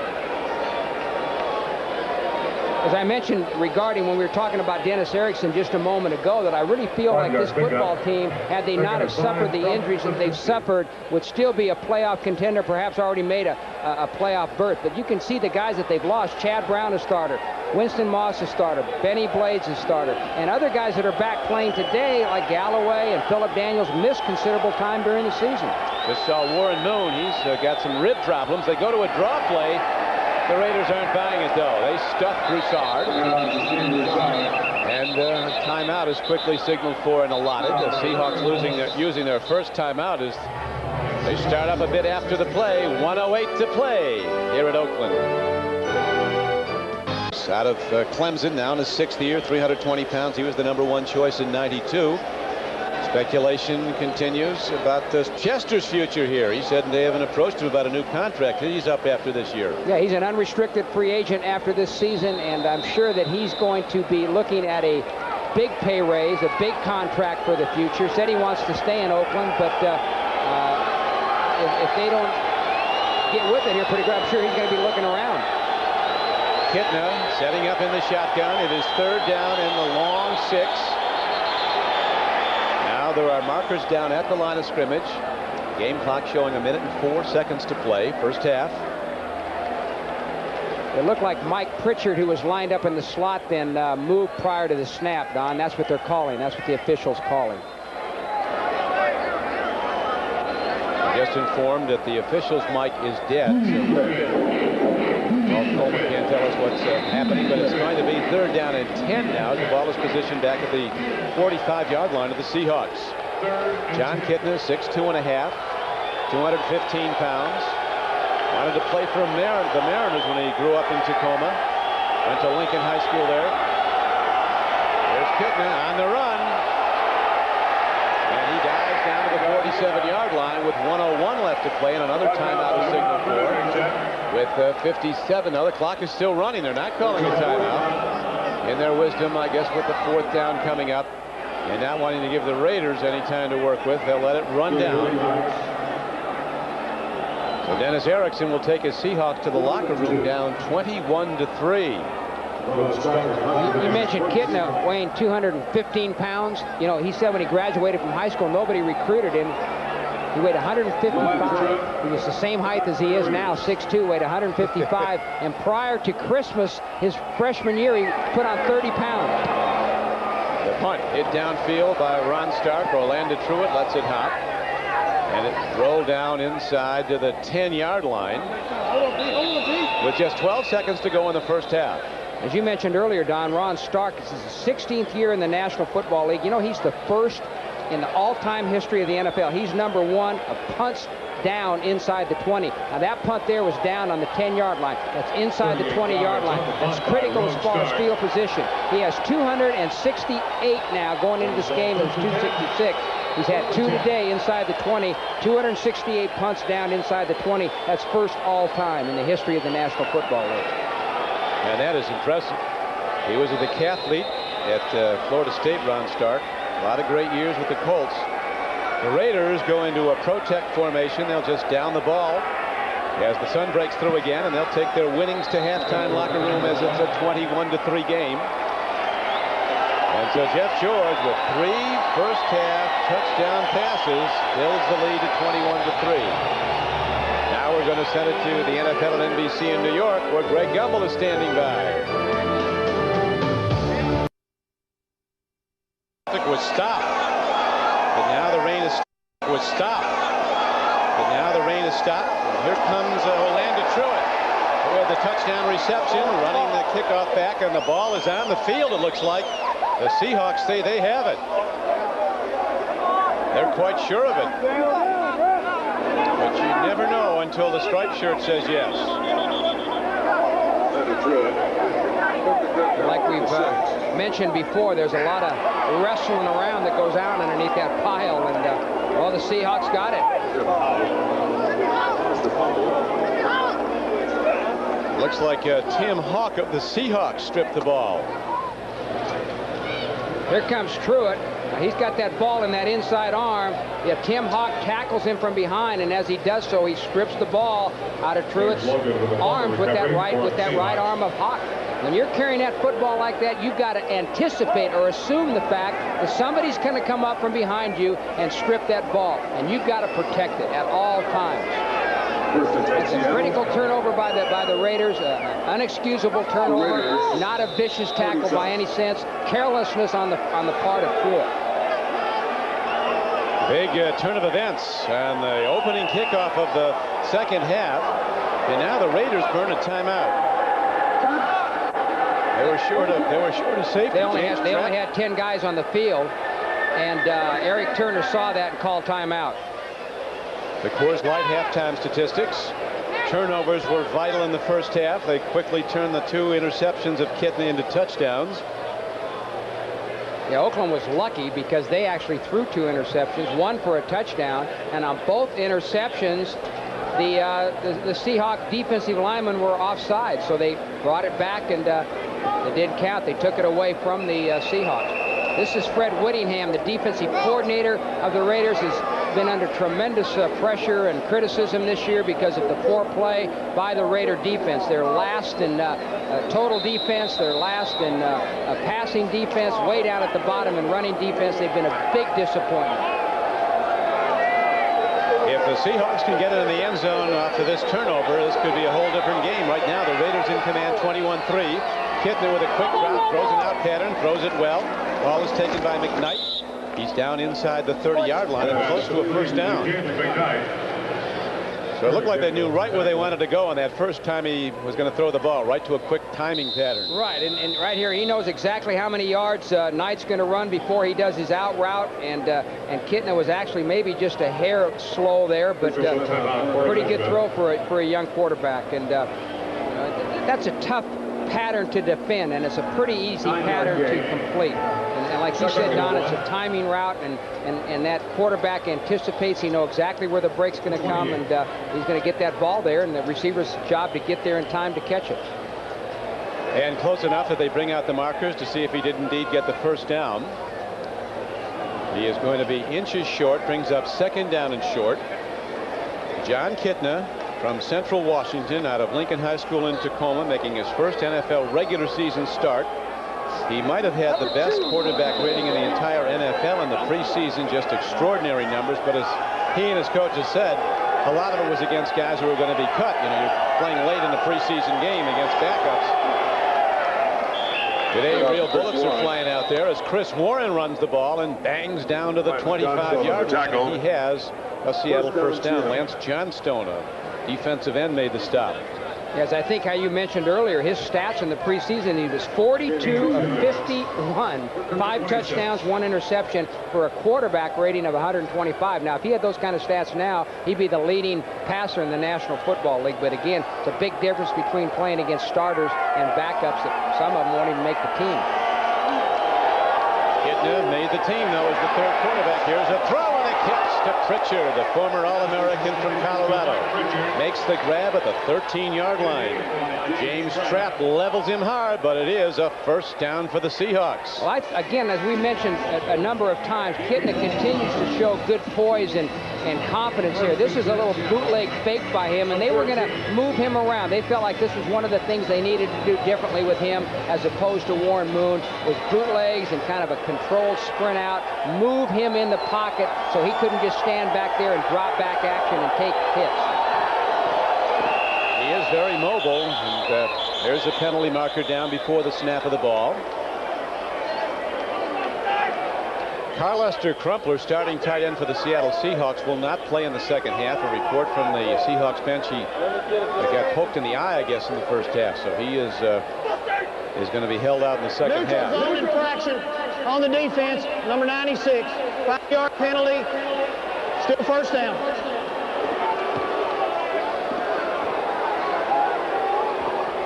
Here's it's the defensive left end, Darrell Russell, who jumps right before the snap. But, you know, it looked to me like he got back on time. If you jump and get back on time before the ball snap, it shouldn't be a penalty. Perhaps he didn't get quite far enough back.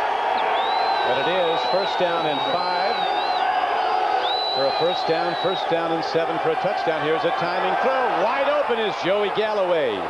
And his 61st catch of the season is for his 10th touchdown of the year. As all of a sudden, Kittner's confidence is sky high, beating Albert Lewis. You know, Galloway runs a nice route here. There he is at the top, at the left side of your screen. No, I'm sorry, that was the outside receiver. Galloway came from inside, and Albert Lewis again had decent coverage, but it was a heck of a throw by Kittner. Trailing now by a count of 21-9. Looks like they're going to line and go for 2 points. You have that print out, Jim, when you go for 2, and apparently this is one of the times you do. It will be a 10-point difference if they make it work. Raiders are going to shoot people at Kittner. He's going to be throwing. Rolling out. Takes a look. He's in trouble. And he throws it away. So the Seahawks come up empty on good defense by the Raiders.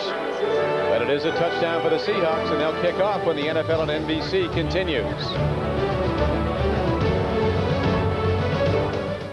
California, Darth Vader.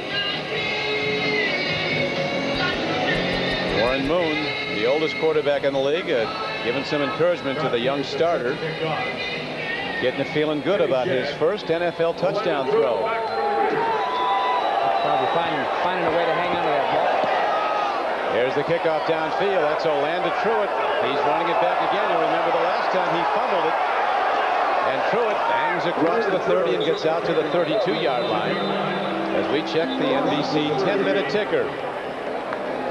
Looks like the Colts are not that interested in Peyton Manning or whoever the quarterback's supposed to be. You're going to get with the #1 pick. The Jets very much in the playoff hunt.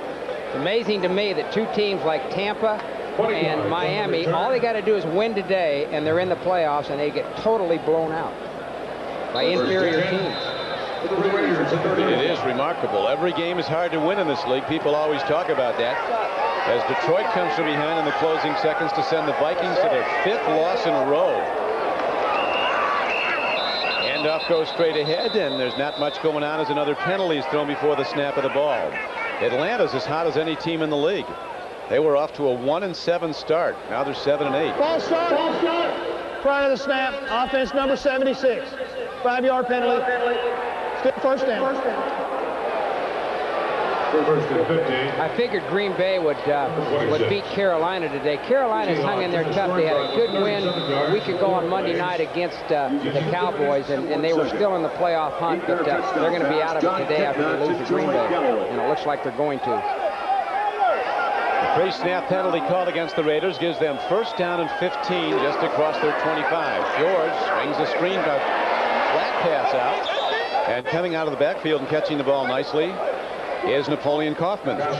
What they did there, Don, is they matched up Napoleon Kaufman on James Logan, number 56, the right outside linebacker. Logan is not the normal starter. The normal starter there, here's Logan right there, see, and he kind of gets sucked up in there with the run fake. He was looking inside at the backfield. He didn't see Kaufman come out into the flat. He was a step late, and they hit Kaufman. One of the things Jeff George talked about was getting Kaufman into the open field with more spread formations to use his speed and great quickness. Another pre-snap call could be against the Raiders, coming early here in the third quarter with 12:06 to play in it. Start. Prior to the snap, offense number 77. 5-yard penalty. Still second down. Pat Harlow, the left tackle. He too a former #1 draft choice of the Patriots. One of many. You know, Bugle usually likes to run the football, and we asked him yesterday, well, you know, what do you got to do here to beat these guys? He said, we're going to throw the football, which is an unusual for him. He says, we get good matchups against these guys, our offense against their defense, and we got to take advantage of it. Handoff. Hoffman looking for room to go. Good open field tackling, knocks him out of bounds. No place to go for Napoleon Kaufman, the former University of Washington great. And what happened here initially was Dean Wells, the middle linebacker. He's going to come on a blitz right there. He gets penetration. It makes Kaufman have to deepen as he tries to get around the left side. And when he deepens like that, it gives time for the inside pursuit to get out there and get in on the tackle. So the blitz by Wells, number 95, had a real strong effect on that play. Kaufman getting a lot of work, Jimmy. Really struggled last week. Had only 7 yards on 8 carries, and he fumbled the ball once against Kansas City. Jeff George throws, and he has got an open man. Running in the open field is Orlando Truitt. And he's out across the 30 on a 3rd down and 19 play, though. He's going to come up short of the first down. So the Raiders will have to punt the ball. The Seahawks didn't want to get into too many man-to-man situations today against the Raider receivers. So what they did that time on 3rd and 19, they actually blitzed a couple linebackers, but played zone behind it. So they knew that they could come up and make the tackle and still put the Raiders in a 4th down situation by playing zone defense, and that's what they did. Talking about Kaufman, the odds have come tough today. 14 carries for just 27 yards. The punt. Beautifully hit downfield by Araguz. Tyree Davis of the Seahawks takes it at the 15-yard line. looking to get out of trouble, and he finally is knocked out of bounds at about the 21-yard line. And another penalty marker comes in after the play.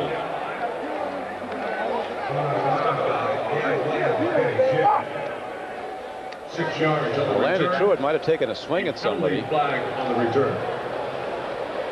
We're going to see it on replay. He was held at the time, and then he takes a swing, as we'll see. 51 yards on the punt. Yeah, he's the forcer to the right side. They've got two guys on him right there, and they do a good job. Their job is to keep him from getting downfield. Do whatever you can. Bother him, push him, shove him, block him, knock him down right there. Number 29, Richardson's doing a nice job, although I think he grabs him a little bit.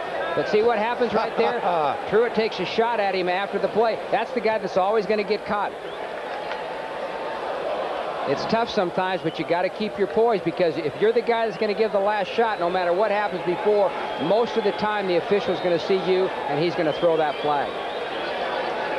Well, the officials, I mean, they've been throwing the flag more than they have not been throwing it today. Orlando Truitt's a good player, though, a lot of ability. Out of Mississippi State. On the return team, number 86, during the kick. Then we have a personal foul on the kicking team, number 88. By rule, those penalties offset at the spot of the foul. First down. See, had Truitt not retaliated there, it would have been just a penalty on Seattle. So on the replay, throw the punch. He's gone.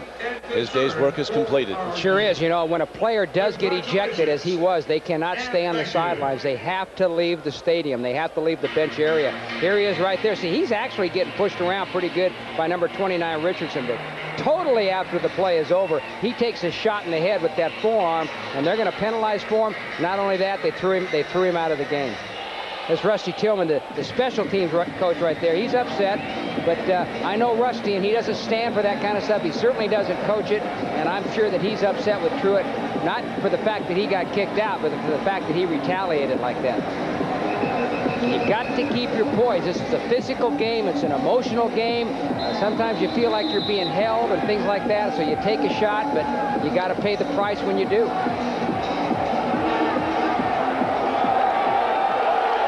The pace of ejection, and so he's out.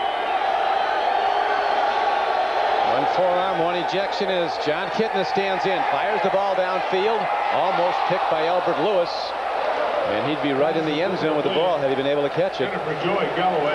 Trying a deep out to Joey Galloway. Well, Albert Lewis is in his 15th year in the National Football League. I was watching him on the practice field on Saturday. He's as good a looking physical specimen as a defensive cornerback as I've ever seen. I mentioned him, I said, I've been coaching for a long time. I said, we never had a corner that looked like you. And he loves to play. He still wants to play. He says his enthusiasm is high. He says when he loses his enthusiasm, that's when he'll give it up. But right now he's got a lot of enthusiasm and wants to keep playing.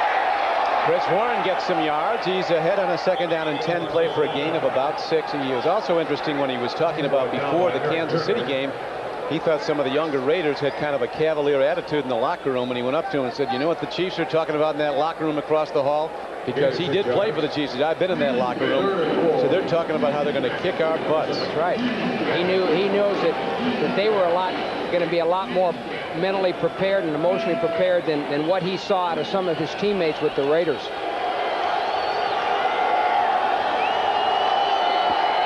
Third down for Kitna. Raiders sending the linebackers on a blitz. It's picked up, a timing throw downfield, and the catch is made. Beautifully executed by John Kitna and James McKnight, the receiver who came back at the ball.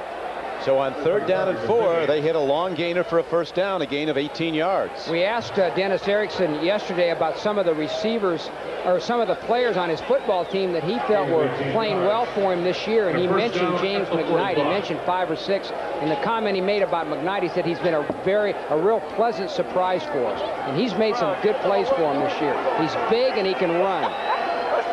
And he just ran there, making the catch for the 18-yard gain. So the Seahawks drive on. They have the only score of the 2nd half. Scoring a touchdown on a Kitna's throw to Joey Galloway. Then the 2-point conversion try was unsuccessful. The score remains 21-9. The Raiders in the lead. They led at halftime 21-3. Warren has had some big years as a Seattle Seahawk. He's tailed off a bit in the recent times, although he is their leading rusher this year with over 700 yards for the season and almost 48 catches. Here's a throw as Galloway dancing ahead, gets on 2nd down and 9, ahead for a gain of 14 yards and a first down. I think that the touchdown pass that Kitna threw on the last drive has helped his confidence right now. He seems got a little bit more swagger in his walk and his and the way he's handling himself right here. That's a nice throw to Galloway. Galloway was lined up in the slot, just ran a quick out, and Kitna hit him. So Galloway's production starting to increase. The #1 receiver for the Seahawks. 63 catches for the year, 10 for touchdowns. Warren running at the Raiders, and he's cut down after a short gain at the Raider 38-yard line. Coming up to make the stop for the Raiders on the play was Terry McDaniel, the 10-year veteran at left corner. A lot of experience, maybe too much, some would say, about the Raider corners. McDaniel, 36 in his 10th year out of Tennessee. Albert Lewis in his 15th year out of Grambling. Yeah, Albert Lewis is 37 years old. McDaniel is 32 years old. Eddie Anderson, a backup safety, is 34 years old. A lot of age back there, a lot of age and a lot of experience. I really believe the Raiders have to address that position here in the offseason. Blitz up the middle. Somehow Kitten is able to get the ball away. Is shooting the gap straight up the middle of the field and almost getting him. Were 2 linebackers. But it goes as an incomplete pass, and now, Jim, a big 3rd down throw coming up for young John Kitna. Big 3rd down throw, and you know, this is where you start to evaluate a quarterback. It's 3rd and 9. You got a pretty good drive going here. This is a key play for him. If they can get a 1st down here, at least it's going to continue to put him in field goal range. If they don't get it, they're going to have to punt. So this is a big play for Seahawks and Kitna. His best success has been on out patterns over the middle of the field. He's had trouble. There's an out pattern and a catch and a 1st down. He does have a good-looking gun, though. He does. He throws the ball well. When he's on target, I mean, the thing really zings in there. And this is a nice throw here because you're going to see the receiver, Pritchard, come down there, right there, and he's going to kind of hook up between the 2 defensive backs. He just turns around, and the ball's right there for the 1st down. Good timing on the throw, and Kitna knew right where he was going to be. Pritchard knew how many yards he had to get the 1st down. Good execution. Pitch back. Warren continues to pound away, and Warren behind his blockers with a tremendous run. The NFL power sweep at its very best. On a 1st down carry, he's ahead for a gain of 13 yards and a Seahawk 1st down. Well, here again, I think it's good blocking by the Seahawk on the right side of the Seahawk offensive line. The Raiders have chances to get him down there before he makes as many yards as he do. I think that's poor tackling. Pretty good blocking, but even more than the blocking, I think that's bad tackling by the Raider defense. Chris Warren has been a workmanlike back. 4 straight years he was over 1,000 yards. One year he had over almost 1,600 back in '94. Throw to the corner of the end zone. Coverage is there, and in his wisdom, John Kitna throws it away. Harry Carter's really picking up his coverage skills as he gets more playing time. And Galloway pretty well screened out of the play. Now, Carter had not been a full-time player for some of the teams he played on prior to the Raiders, but he's got a lot of playing time this year, and he looks like he's getting a little bit better. It looked to me like Kitna audibleized for that play. He changed the play at the line of scrimmage. I think he saw man-on-man coverage, thought he could beat Carter, but then when he saw Carter with the good coverage, he threw it away. He'll throw again on 2nd down and 10. Handoff. They go to the draw play, and Chris Warren bangs down inside the 10-yard line. A power drive run down to the 9, where he's taken down by Lorenzo Lynch. Well, here comes another critical 3rd down play because the Seahawks really need a touchdown here instead of a field goal. And they're going to have 3rd and about 4.5, and this is going to be a critical play for Kitna and the Seahawk offense. If they can get a 1st down here, take it in for a touchdown, they're going to be right back in this ball game. I mean, it'll be a heck of a ball game. They get a touchdown here. You might want to look at his tight end, Deems May, 88. Nobody's been covering him. They haven't even looked at him to throw to him. Timing pattern, out pattern, and it's taken by Pritchard. And does he know they rule he did not have the ball in bounds?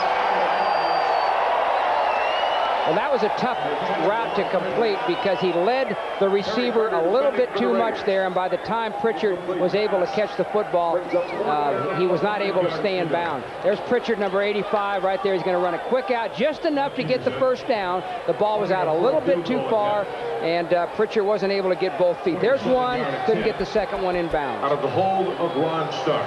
Peterson, the field goal kicker, is on the field now for the Seahawks. His first of the day was good. And then you recall the one he had blocked. This one he spins up and through. And with 5:21 left to play in the third quarter, it's now a 21-12 game, Raiders. Touchdown throws today, and the knock on Jeff George in the NFL is that he's never been a winner. Well, he has been a winner when he quarterback at Illinois. He started 24 games and they won 20. They'd love to have him back. They were 0-11 this year with the Illini. But he played with, when you're the #1 pick in the league, you're usually not going to the Lombardi Packers. That's for sure. I think Jeff George has handled himself very well this year. We've done 3 or 4 of his games, and in our interviews with him, he's always been up front and classy, and with the media this year, he seemed to have done a good job, and he certainly performed well on the field. I have to tell you, I've never seen Jeff George where he hasn't conducted himself in a classy manner. Well, I never knew him very well. We played against him from, all those years when he was at Atlanta. We played him twice a year, and I was always had a great deal of respect for him as a passer, but never got to know him as a person. But getting to know him a little bit this year, when we talked to the players before the games, I've gotten even more respect for him because he's done well. On the return team, number 54. He's got a quarterback rating that's going to approach 100 after what he's done so far today. The network television premiere, Congo, 8 Central, NBC tonight.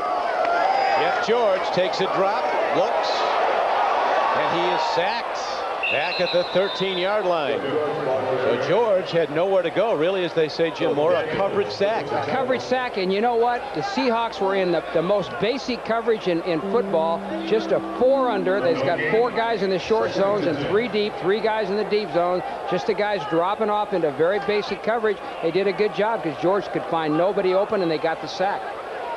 Again, the Seahawks are keeping it simple defensively on 1st and 2nd down. It's 2nd down now. They need 10, do the Raiders. By the run, and Kaufman is shut down for no gain. Well, this is a critical series for the Seahawks because they've got the Raiders backed up inside the 15-yard line. They've had 2 really good plays on defense. If they can make them punt here, they're going to come away with good field position. One of the things the Seahawk linebackers have been doing, like Wells on that play, is kind of under pursuing and waiting for him to cut back to him. That's right, and that's what they've got to do when you play a player like Kaufman, because he's such an excellent cutback runner. You cannot over pursue. That's the worst thing you can do against a guy like Napoleon Kaufman, is over pursue with your linebackers and your defensive linemen. Big down now. Raiders need 10 on 3rd down. Bellamy coming up to blitz, the strong safety. Here he comes. He gets a clean shot at George and takes him down at the 6-yard line. I tell you what was amazing about that play to me. Jeff George saw Jay Bellamy come up to the line of scrimmage. Jay Bellamy, number 20 there, the strong safety. He came up to the line of scrimmage prior to the snap like he was going to blitz. You'll see him here. There he is, coming right up there. There he is. Jeff George sees him. He sees him. He's going to audibilize or make an adjustment. And here comes Bellamy, and nobody blocks him. Jeff George doesn't get rid of the ball, and he gets sacked. Now, you'd think that offensively, if you know the guy's coming, you're going to do something to take advantage of it and get rid of the football anyway. Tyree Davis is back. He could give the Seahawks very good field position. A well-hit punt by Araguz. It drives Tyree Davis back to his 43. Looks for room to go. Turns the corner. Gets it upfield, tight ropes the sideline, and they'll spot him out of bounds at the 49-yard line of the Raiders. There also is a penalty marker down again. The penalties on the kicking game are really tough because it sets you back. You get a good return like that. I don't know what the penalty is, but if it is on the Seahawks, it's going to hurt their excellent field. There's no foul on the play. No foul on the play. 51-yard punt and an 18-yard return. Hello? Anyone home? I don't know. Is he Anybody asleep? in there? Is that might just be a dummy. He hasn't moved, has he? No, he has not. He's not even wiggled his toes. We're not sure what's going on there. A man who is obviously not on the edge of his seat over this one, but it's getting tighter. It's 21-12. Raiders in the lead. They led 21-3. Kittner with another timing throw. He gets James McKnight. The old adage, Jim MORA, of taking what they give you. They give him a 6-yard gain. Yeah, the Raiders play a lot of 3 deep. Yeah, there's Steve Broussard being taken off the field. He got hurt on the play previous to this. I don't know what it is yet, but like you say, taking what they give you. The Raiders play a lot of 3 deep. They play a lot of man-to-man, and when you play those coverages, you're susceptible to the outs by the wide receivers. Kittner, end around. Here's the super fast Galloway. Raiders are there to get. Man, look at Albert Lewis. You talk about a tackle. That's how you tackle in football. Yeah, that was a great tackle by Albert Lewis. You don't see tackles like that very often. It's about as good as you can tackle. Perhaps we can hear it here. Here he comes. I don't know if we heard the tackle or all the people yelling. That's who said the coach at Philly said that's a woo tackle. When you see the tackle, they go woo. Everybody goes woo. Ray Rhodes. Third down. They need just over 3 to the Seahawks. Throw, catch, first down to Pritchard. He's to the 35-yard line. Another good timing throw as Kittner's confidence grows as this game wears on. See what happens here. Lewis sees the guy he's covering Galloway. Here comes Lewis. Here comes Lewis right there. He's covering Galloway on the other side. So when Galloway starts to come on the reverse, Lewis just runs with him. So he knew it was reverse right away. So he just came and he ran right through Galloway. More than any team in football history, the Seahawks have had good fortune with free agent quarterbacks. Jim Zorn, a free agent. He was a great one. Then David Craig, another free agent. And now free agent John Kittner might be the man of the future. He sure might be, and that's an excellent point, Don, about Zorn and Craig. Both those guys undrafted, probably not given much of a chance to even make the team when they came to the Seahawks. I know David Craig. On the defense, number 91. 5-yard penalty, still first down. I know David Craig wasn't given any chance to make the team because I was coaching with the Seahawks when he came in as a rookie free agent. Well, really, we just brought him in and signed him to be an extra camp arm so we wouldn't wear out Zorn's arm and the other 2 quarterbacks we had. He ends up making the team and still playing. 18 years later. You have a storied tradition in Seattle, coaching at UW and with the Seahawks. First down and 5 after the call against the Raiders. Kittner stands in, dumps it over the middle.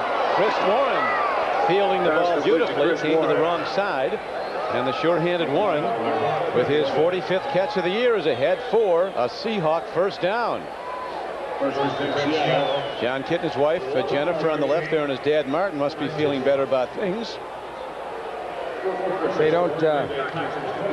His wife might be thinking about Jordan, their young 6-week-old son, but I'm sure she's excited about this. Even Jordan might be up watching the game by now. I hope so. It's back, Chris Warren, great play. That is Darrell Russell, the All-American from Southern California. He was the 2nd player picked in the last draft after Orlando Pace went to the St. Louis Rams. And he's been a good player for him this year as a rookie. You know, he might be the youngest player in the NFL. He's only 21 years old. 21 years old, and he's very impressive specimen physically. He's big lower body, big leg. He's playing defensive end. His best position would be inside at defensive tackle. But they've got to get their best 4 guys on the field, and they've got Maryland and McLaughlin inside, so they play him outside. Here's a pass. Fourier. They finally go to the tight end, and Christian Fourier works ahead on the final play of the 3rd quarter. And he's going to be short of the first down. We'll be right back after these messages from your local station.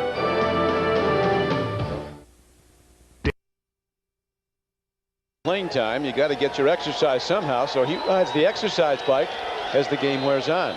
Well, you know, he was the one that was burned on that first touchdown pass to Pruitt, so maybe he's working on his speed there. Get in there on a real bicycle to cover. Kitna with his team challenging a big third down from the shotgun. He's going to run it himself, and Kitna takes it straight ahead, and he has a first down for the Seahawks.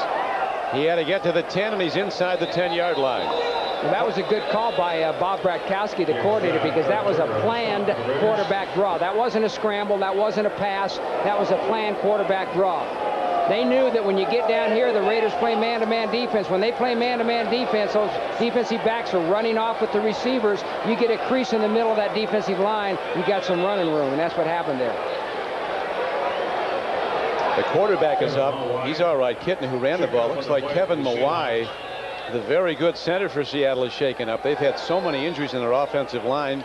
The right tackle Howard Ballard's out. The right guard Derek Graham is out, as Frank Beatty and James Atkins start in their places. I'm not sure who comes in here and plays they're center. Really thin. If Mawai can't play, I don't know who the backup center Beatty is. Right. Normally, but Beatty, yeah, well, that's right. Beatty would come in, and then somebody would have to go in there at guard for Beatty. You know, Mawai is going to be a free agent this year. A lot of people think that he might be the free agent that the Seahawks most ought to look at re-signing as opposed to Lamar Smith. But I think Lamar Smith and Kevin Mawai, who's down on the field injured right now, their center, are two guys that the Seahawks really need to get back next year. And both of them are going to be unrestricted free agents at the end of the season. Mawai's been a real standout. You saw Beatty on the far sideline practicing his snaps to the quarterback Kitna. They don't want to foul up anything down close like this as they're starting to challenge. Down in the game 21-12, but they've shut out the Raiders so far in the second half. See, if now Beatty has to go in at center, then you got to bring in a new right guard, and that weakens even more that right side. They've already got two backup players playing at right guard and right tackle.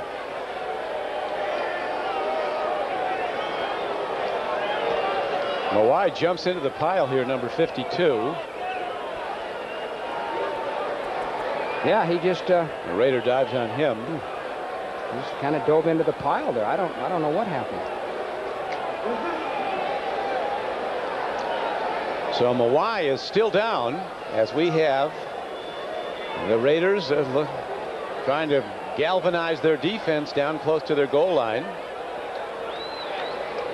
Now we have a moment. Will Chester McLaughlin talking things over with Joey Galloway. Kansas City Chiefs winning today at San Diego will go to 12-3. Pittsburgh with that dramatic win in overtime yesterday at New England, 11-4. New England is right back in the chase, though, because of Miami's blowout loss at Indianapolis today. Colts are not a good team to play at home. Ask Green Bay. They beat the Packers there. That's right. You know, Miami plays New England next week. If the Jets win next week, and the Jets control their own destiny, if the Jets win next week, the loser of the New England-Miami game will not make the playoffs. The Jets would make the playoffs. The winner of the New England-Miami game would make the playoffs. The loser would not make it. But that all depends upon how the Jets do. The Jets have got to win to make that happen. It won't be easy, boy, playing the Lions at Detroit when their playoff chances are on the line. First down and goal. Kitna changes the play. Raiders setting up to blitz. He might go to the draw. Quick timing throw into the end zone. He's got a man and he overshoots him. James McKnight going for the ball. Can't get to it. Well, it was an all-out blitz. The Raiders were bringing about 7 players there on the pass rush, so they were in man-to-man coverage, and the pickup was pretty good. Kitna had to, he had to get rid of it somewhat quickly, but the Seahawks actually did a pretty good job of blocking the blitz. But he had to throw it quickly and threw it a little bit too high. Again, most of his throws today when they've been off have been high. Second down and goal at the 10-yard line. Warren breaking off tacklers, and he's going in. Chris Warren breaks 3 tackles and takes it into the end zone. And all of a sudden, the Seahawks, who were down at one point 21-3, find themselves down by just 3 points with the extra point coming up. You know, last week, I looked at the game films last week when the Raiders played the Chiefs, and there was a play where Bennett, the running back for the Chiefs, ran right up the middle from about the 9 or 10 yard line. The Raiders had 4 or 5 shots to tackle him, didn't get him down. He bowled in for a touchdown. Very similar to this play today. Again, the Raiders do not tackle well. They just don't tackle well. The extra point is driven through, and Todd Peterson now brings the Seahawks to within 2 points. They'll kick off when the NFL on NBC continues. The Bay Bridge connecting San Francisco and the roadway to Oakland. Raiders fans are starting to wonder now. A couple of guys that could be former nose tackles. In the second half, Seattle has outscored the Raiders 16-0 after trailing 21-3 at halftime. It's a 2-point Raider lead. Joe Aska runs the ball straight ahead and takes it to the 26-yard line. And there, Jeff George and the Raiders will go on offense. George with 3 first-half touchdown passes. But the offense has been so quiet in the second half. Look at those numbers, Jim. Well, I wonder if the Raiders came out a little flat in the second half. They certainly had some good success the first half, had the game under control, and came out the second half and haven't done a thing. Now, give a little bit of credit to the Seahawks defense for rising up and doing a good job against the offense. But the Raider offense has looked very unimpressive this second half. George is going to be opening it up pretty soon. Getting the ball downfield as he did earlier. He might look him right now. He's looking down. He gets time. He has to swing it out. He gets the ball to Chad Leavitt, his rookie fullback, who makes the catch, but for a gain of only about 3 yards. And number 20, Jay Bellamy, who's having a good time out there, making plays all over the field. He likes this starting role. He likes his starting role. And when we did an earlier Seahawk game, and Blades was playing but hurting, the coaches said that Blades was more physical than Bellamy, but that Bellamy was just as good a cover guy. So, but Bellamy's played a physical game today. He's played an excellent game out of Rutgers University. Jeff George stands in, makes a throw, it's connected, and on the run is the rookie fullback, Chad Leavitt. And he's ahead for a huge gain across midfield as Leavitt's ahead for a gain of about 25 yards and a first down. The Seahawks were in a zone blitz. You're going to see number 98, Sam Adams, the left tackle. He's going to be dropping out into coverage, and he's got a shot to make the tackle right there on Leavitt, but he leaves his feet before he gets to the ball carrier. You got to keep your feet and run through the ball carrier. That's what happens when you drop those defensive linemen out on pass coverage. Sometimes they have a tough time on those backs in the open field. Yeah, they didn't look like they were really even looking at him. Jeff George stands in again. He throws, and he's almost picked off. George releasing the ball as the big rush was put on. Sam Adams was coming up the middle, and Darrell Williams almost had another interception. He has 9 for the season already. Now you're going to see Sam Adams right there get a good pass rush. We talked about the last play, how he was dropping in coverage. He rushes the passer a lot better than he does cover. Now, this was an interception that Darrell Williams should have had. He's got 9 interceptions. Pro Bowl free safety for the Seahawks.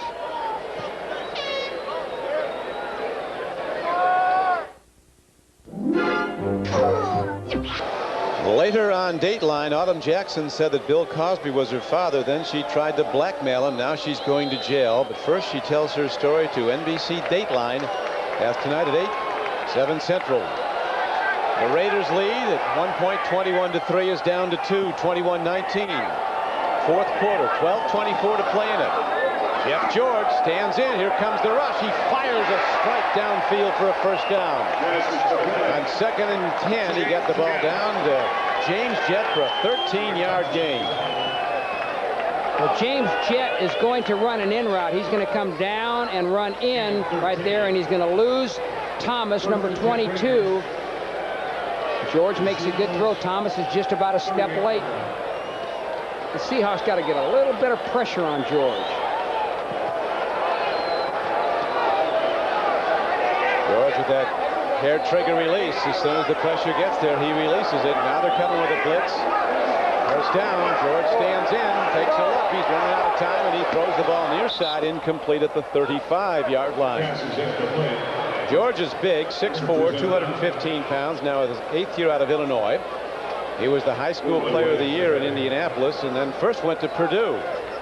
That's right. You know, there was no secret as to what he was going to do prior to the snap because there was no backs left in the backfield. All the backs were gone. They call that an empty backfield. So it was obvious he was going to pass. The Seahawks had a blitz on, and they had a decent pressure there, good coverage. He couldn't find anybody to throw to.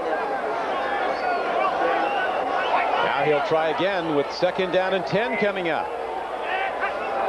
There's a blitz that's picked up nicely by the Raider blockers. George sidearming the ball, gets it down to the 26-yard line.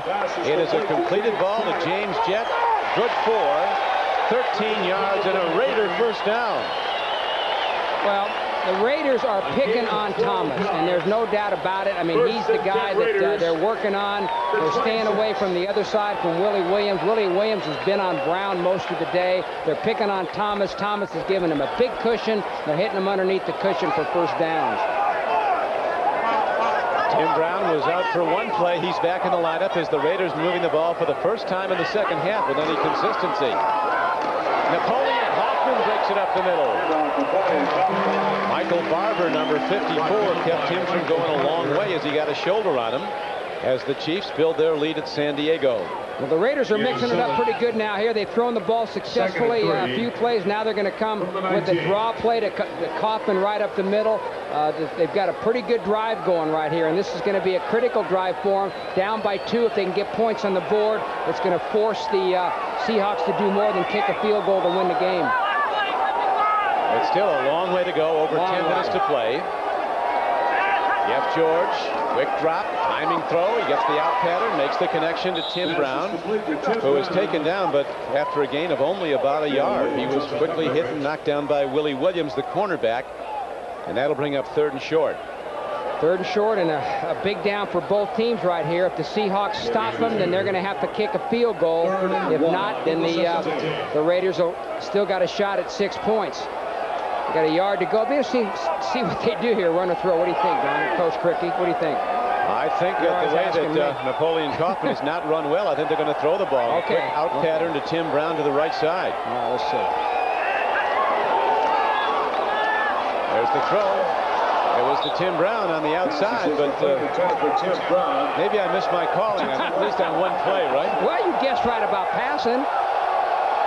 You got to kick a field goal because that means they have to score a touchdown, but Clay Ford has been iffy at best. I think you got to kick a field goal. I don't know. Give them a 5-point lead. 5-point lead makes them have to score a touchdown. They have no confidence, though, in their kicking game at this point. Now what are they going to do? This time I think they're going to run it. Okay. Wide to the left to Napoleon Kaufman. Here's the rush. There's the throw. Man is open. Overshot. No flags. And the Seahawks take over the ball. Down by 2. I still think you got to kick the field goal there. I'm not agreeing with that decision by the Raiders to. And again, you know, they looked to me like they were going for a touchdown there. Just try to pick up the first down. You don't have to get it all in one down. They got none of it. Okay. Willie Williams, and he's going to be covering Tim Brown. He's allowed contact within 5 yards, but he maintains contact after 5 yards. In fact, he continues to hold Tim Brown. So the officials didn't see that one, and the Seahawks got away with it. Defensive back can chuck a receiver within 5 yards. After 5 yards, no contact. The pitch back to the big back, Chris Warren, who runs hard up the far sideline, and Warren is ahead for a good gain close to the 26-yard line. Gain of almost 9 on the play. Well, the Seahawks got a long way to go here, but they've got plenty of time, and they've just got to maintain their poise and do a good job, not beat themselves, not have any critical penalties, not turn the ball over, just kind of move the ball down the field.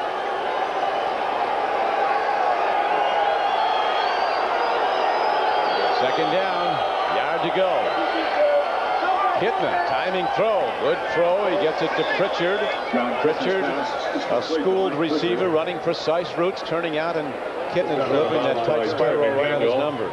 They're doing a nice job with the quick passing game, the out routes, the hooks, the little dump-off routes to the backs, the second half, and I think Kittner's doing a much better job the second half than he did the first half. Much more accurate in his throws than he was the first half. He really is. Back to the run. Raiders stuff at this time. A first down carry by big Chris Warren is a stuff by Darrell Russell, number 96. Warren's a string of 4 successive 1,000-plus seasons ended last year when he rushed for 855 yards, but in 95 he had 1346, 94, 1545. Just over 1,000 the 2 years prior to that. Big back out of Ferrum College, started at the University of Virginia. He's 6'2", 230 pounds. Sprinter speed. He's been the lone back most of the game. Here's a throw and a catch. Straight down the field. They go to the tight end, Deems May. And May shows, if you throw it to me, I can get it for you. He's ahead for a first down. Kidna did a nice job here because he saw he saw Fredrickson come up on the right side. He saw 43 Lorenzo Lynch come up the right side. He knew that they were going to be blitzing with Fredrickson and Lynch, so that puts man-on-man coverage on the tight end. So he knew Deems May was going to be locked up man-on-man against the Raider defensive back, and he hit Deems May for the first down. Handoff. Warren trying for yards. Raiders gang tackling, get him after a very short game. But John Kitna, the free agent from Central Washington, continues to direct his team to 16 unanswered second-half points. They now trail 21-19. Two things that impressed me, what the coaches said about Kitna. One is that he has a presence, a really good presence on the field, and two is that he's confident. There's a guy with a good presence on the field when he's there. Warren Moon looking at as his young understudy steps center stage today. Kitna near side makes the connection. Big Max Strong running hard, crosses midfield. Second down and 8. He got ahead for a gain of about 7 yards. It looks to me, Don, like Kitna's doing a much better job the second half of handling the Raider blitzes. Here again, they're going to blitz their linebackers. They're going to try to put pressure. You're going to see 55, James Folston coming off the left side. You're going to see 53, Rob Fredrickson coming on the right side. And Kitna is not bothered now by the blitzes. He's keeping his poise back there and hitting the open guy. Doing a much better job of handling that this half than he did the first half. Very important down coming up now for John Kitna and the Seahawks. Third down, they need 2. He looks, he throws, he makes the connection to the 38-yard line. Triggering the ball into Joey Galloway against airtight coverage by Perry Carter. You talk about sticking it in there in a critical down. They had to have that as 3rd and 3. Good coverage by the Raiders. He sticks it in there. He knows right where he's going, a 3-step drop. Look at that. It had to be right on target to be a completion, and he did it. Kitna, Jim, has now completed 21 of 35 passes for 255 yards. His wife, Jennifer, on the left has something to smile about. He had those early interceptions, but he's looked like an established pro since. Chris Warren continues to shoulder the load of the Seattle Seahawks running game, pounding away. Finally knocked down by Chester McLaughlin. Game clock becoming a factor, as you see, winding down to 5:30 to play in the game. Dennis Erickson Seahawks, losers of 4 straight. A team absolutely undermined. Corners, Pinnings knocked out by injuries. These teams met October 26th in Seattle, and since then 11 different starting players for the Seahawks because of injuries. Lamar Smith is now in the backfield. Kitna takes a look. He throws. Galloway makes the catch. A very short gain down to the 32-yard line. And again, Jim, we have a big third down for John Kitna. Another big third down play. He's had a couple in this drive, and both times he's converted. This is another key one. He's not real happy on this one because he hoped to get a little more yardage. You know, they're still in 3rd and 5 now. He wanted to get the first down or get it down to 3rd and 1 or 2. A little harder to convert 3rd and 5.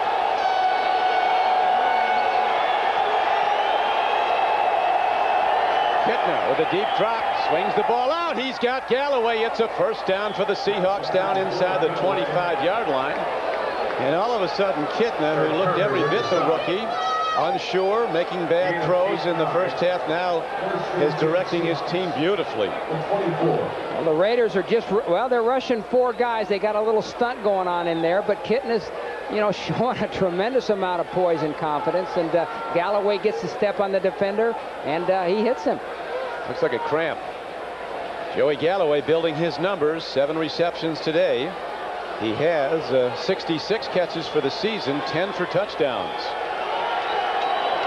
First down for the Seahawks. They trail by 2. Again, they do the pitch to Warren, trying the left side of the Raider defense and he is quickly submarined and knocked down for no gain. Lead tackler was the veteran Russell Maryland.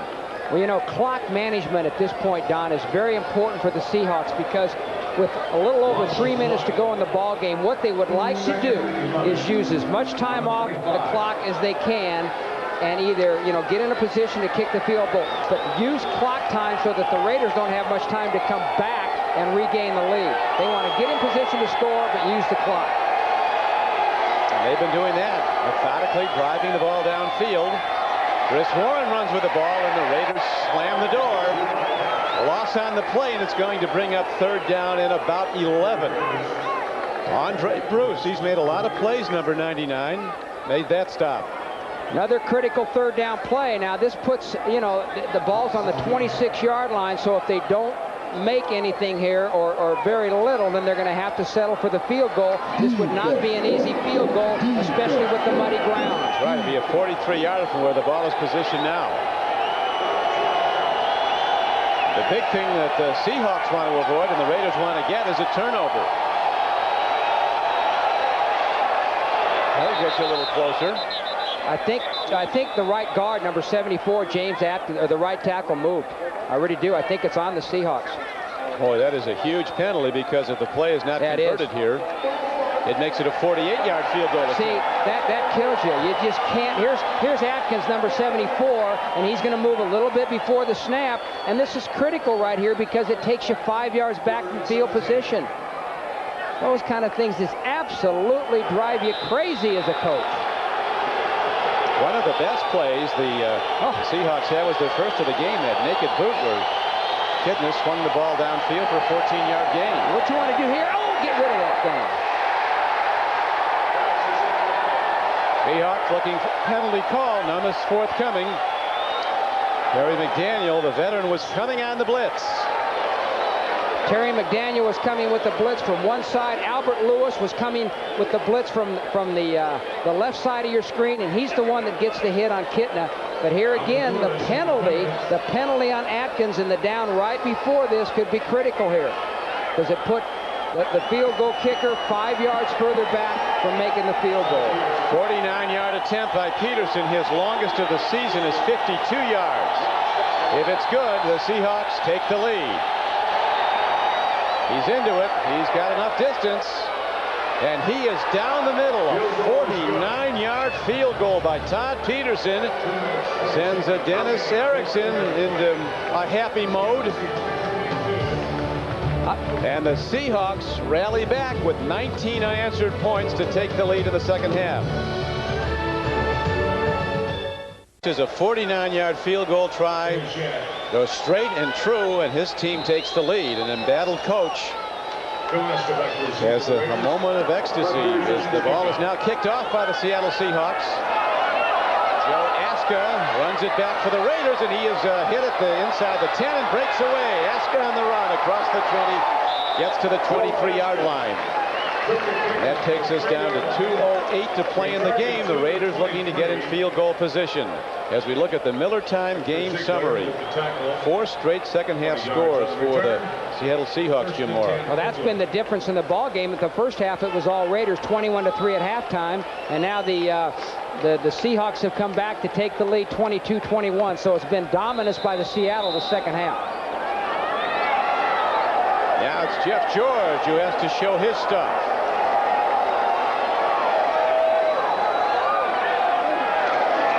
On 1st and 10, he swings a screen pass that Napoleon Kaufman can't hold on to. And that brings the game clock down to 2:03. So you're surely, no matter what part of the field you're on now, Jim, I would think in 4-down territory, you've got to keep it going. Yeah, you've definitely got to. You've got to. If they get to 4th down, no matter where they are, like you say, or what the 4th down yardage is, you're going to have to go for it, or you're going to run out of time. Seahawks got their best 4 pass rushers in. They've got LaBounty in at defensive right tackle for Saleh Amua. They've got 6 defensive backs in the game. Here's Jeff George firing over the middle. He throws a strike, gets his tight end, Ricky Dudley. A 1st down. Out to the 35-yard line.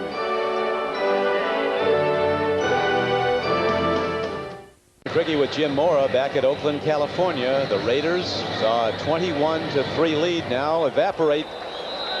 Joe Bugle's team trailing 22-21 with 1:57 left to play in the game.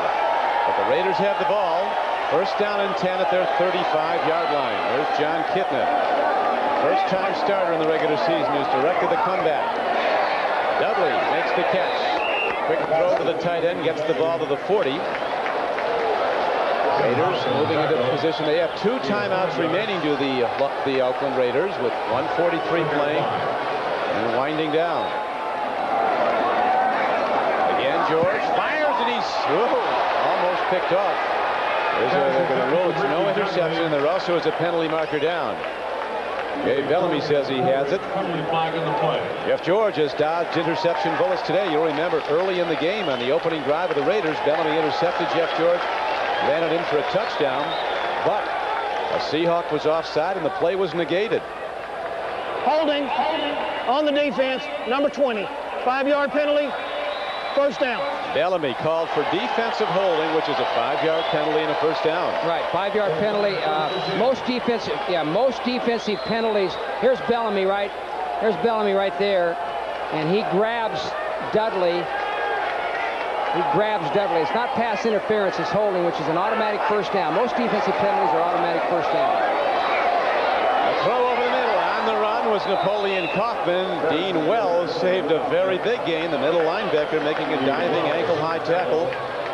And the tackle is made at the 50-yard line, so it will be second down and 5. Raiders aligning without a huddle. You see the game clock down to 1:15 to play. The Raiders trail by 1 as Jeff George. Pass is incomplete, intended for Napoleon Kaufman. They're going to call Dennis Erickson wants an intentional grounding that his quarterback got early in the game. Right, I think this was a good call by the official. Napoleon Kaufman was out there in the flat, and George was actually throwing the ball at Napoleon Kaufman. It was not intentional grounding. He was about to get sacked, and he was throwing that sucker away, but Kaufman was in the area where he threw the ball. And he was in the tackle box. He was in the tackle box, right. Between the 2 tackles. Third down comes up now, an important down. Raiders will be going on 4th down if they don't convert here. George stands in. Here comes the rush. They get him. Big Sam Adams, a 300-pound defensive tackle. And even bigger Dan Saliamua crushed the pocket and overwhelmed Jeff George. Now the Raiders call timeout, down to their last chance. 4th down comes up, and they'll need about 13 yards. Well, this is a good rush by the 2 inside defensive tackles, Sam Adams and Saliamua. Adams there takes Lester Holmes and pushes him right back into the quarterback. That sack was set up by a good rush by Sam Adams, who's had a really outstanding year for the Seahawks this year. Really a nice pass rush. He just took Lester Holmes and shoved him right back into George. And it's critical in a situation like this where you got to get in position to kick a field goal. You can't afford any negative yardage play. You can't get a sack. You got to find a way to get rid of that football. But he didn't, and that brings up 4th down and about 14 for the first down. Raiders looking to get in field goal range. As you see, they trail 22-21. Don CRIQUI with Jim Mora at Oakland. Big Sam Adams, whose dad played in the National Football League for the New England Patriots. He's a former #1 pick 4 years ago out of Texas A&M. 4th down, the Raider chances on the line on this play. Jeff George takes a look, makes the throw. The ball is tipped away. And it's Fred Thomas, who was victimized last week at Baltimore, who comes up with the play of the day in the defense. As the Raiders are stopped, the Seahawks take over the ball with 1 minute left to play, and Seattle in the lead by a point. Well, George is going to be looking for the receiver out to his left, and the Seahawks are in what they call a 2-deep coverage. Wow, Thomas got to get up. Basically is responsible for the short route, and he's got a safety backing him up. When he's got a safety backing him up like that, he can be a little bit more aggressive underneath and go for the pick, the interception, or knocking the ball down. Good call by the defensive coaches. Good coverage by Thomas right there. You talk about a devastating defeat. This is one for the Raiders today, Don. After that 21-3 halftime lead. They were on cruise control, it looked like. going up against a young quarterback, John Kitna, a team that's been hurt tremendously by injuries, and with a 21.3 lead, and then to lose this thing, this is not going to be good for the Raider organization, an organization that's suffered a lot of turmoil this year and certainly this week. So Al Davis, a guy whose team has known great success in the throes of dismal seasons, they'll now fall to 4-11. And John Kitna and the other victorious Seahawks roundly congratulated. One thing about changing coaches, and the speculation surrounds a lot of coaches about what's going to happen after the season, is you're starting all over. You go back to square one. People think you fire a guy and bring in somebody else.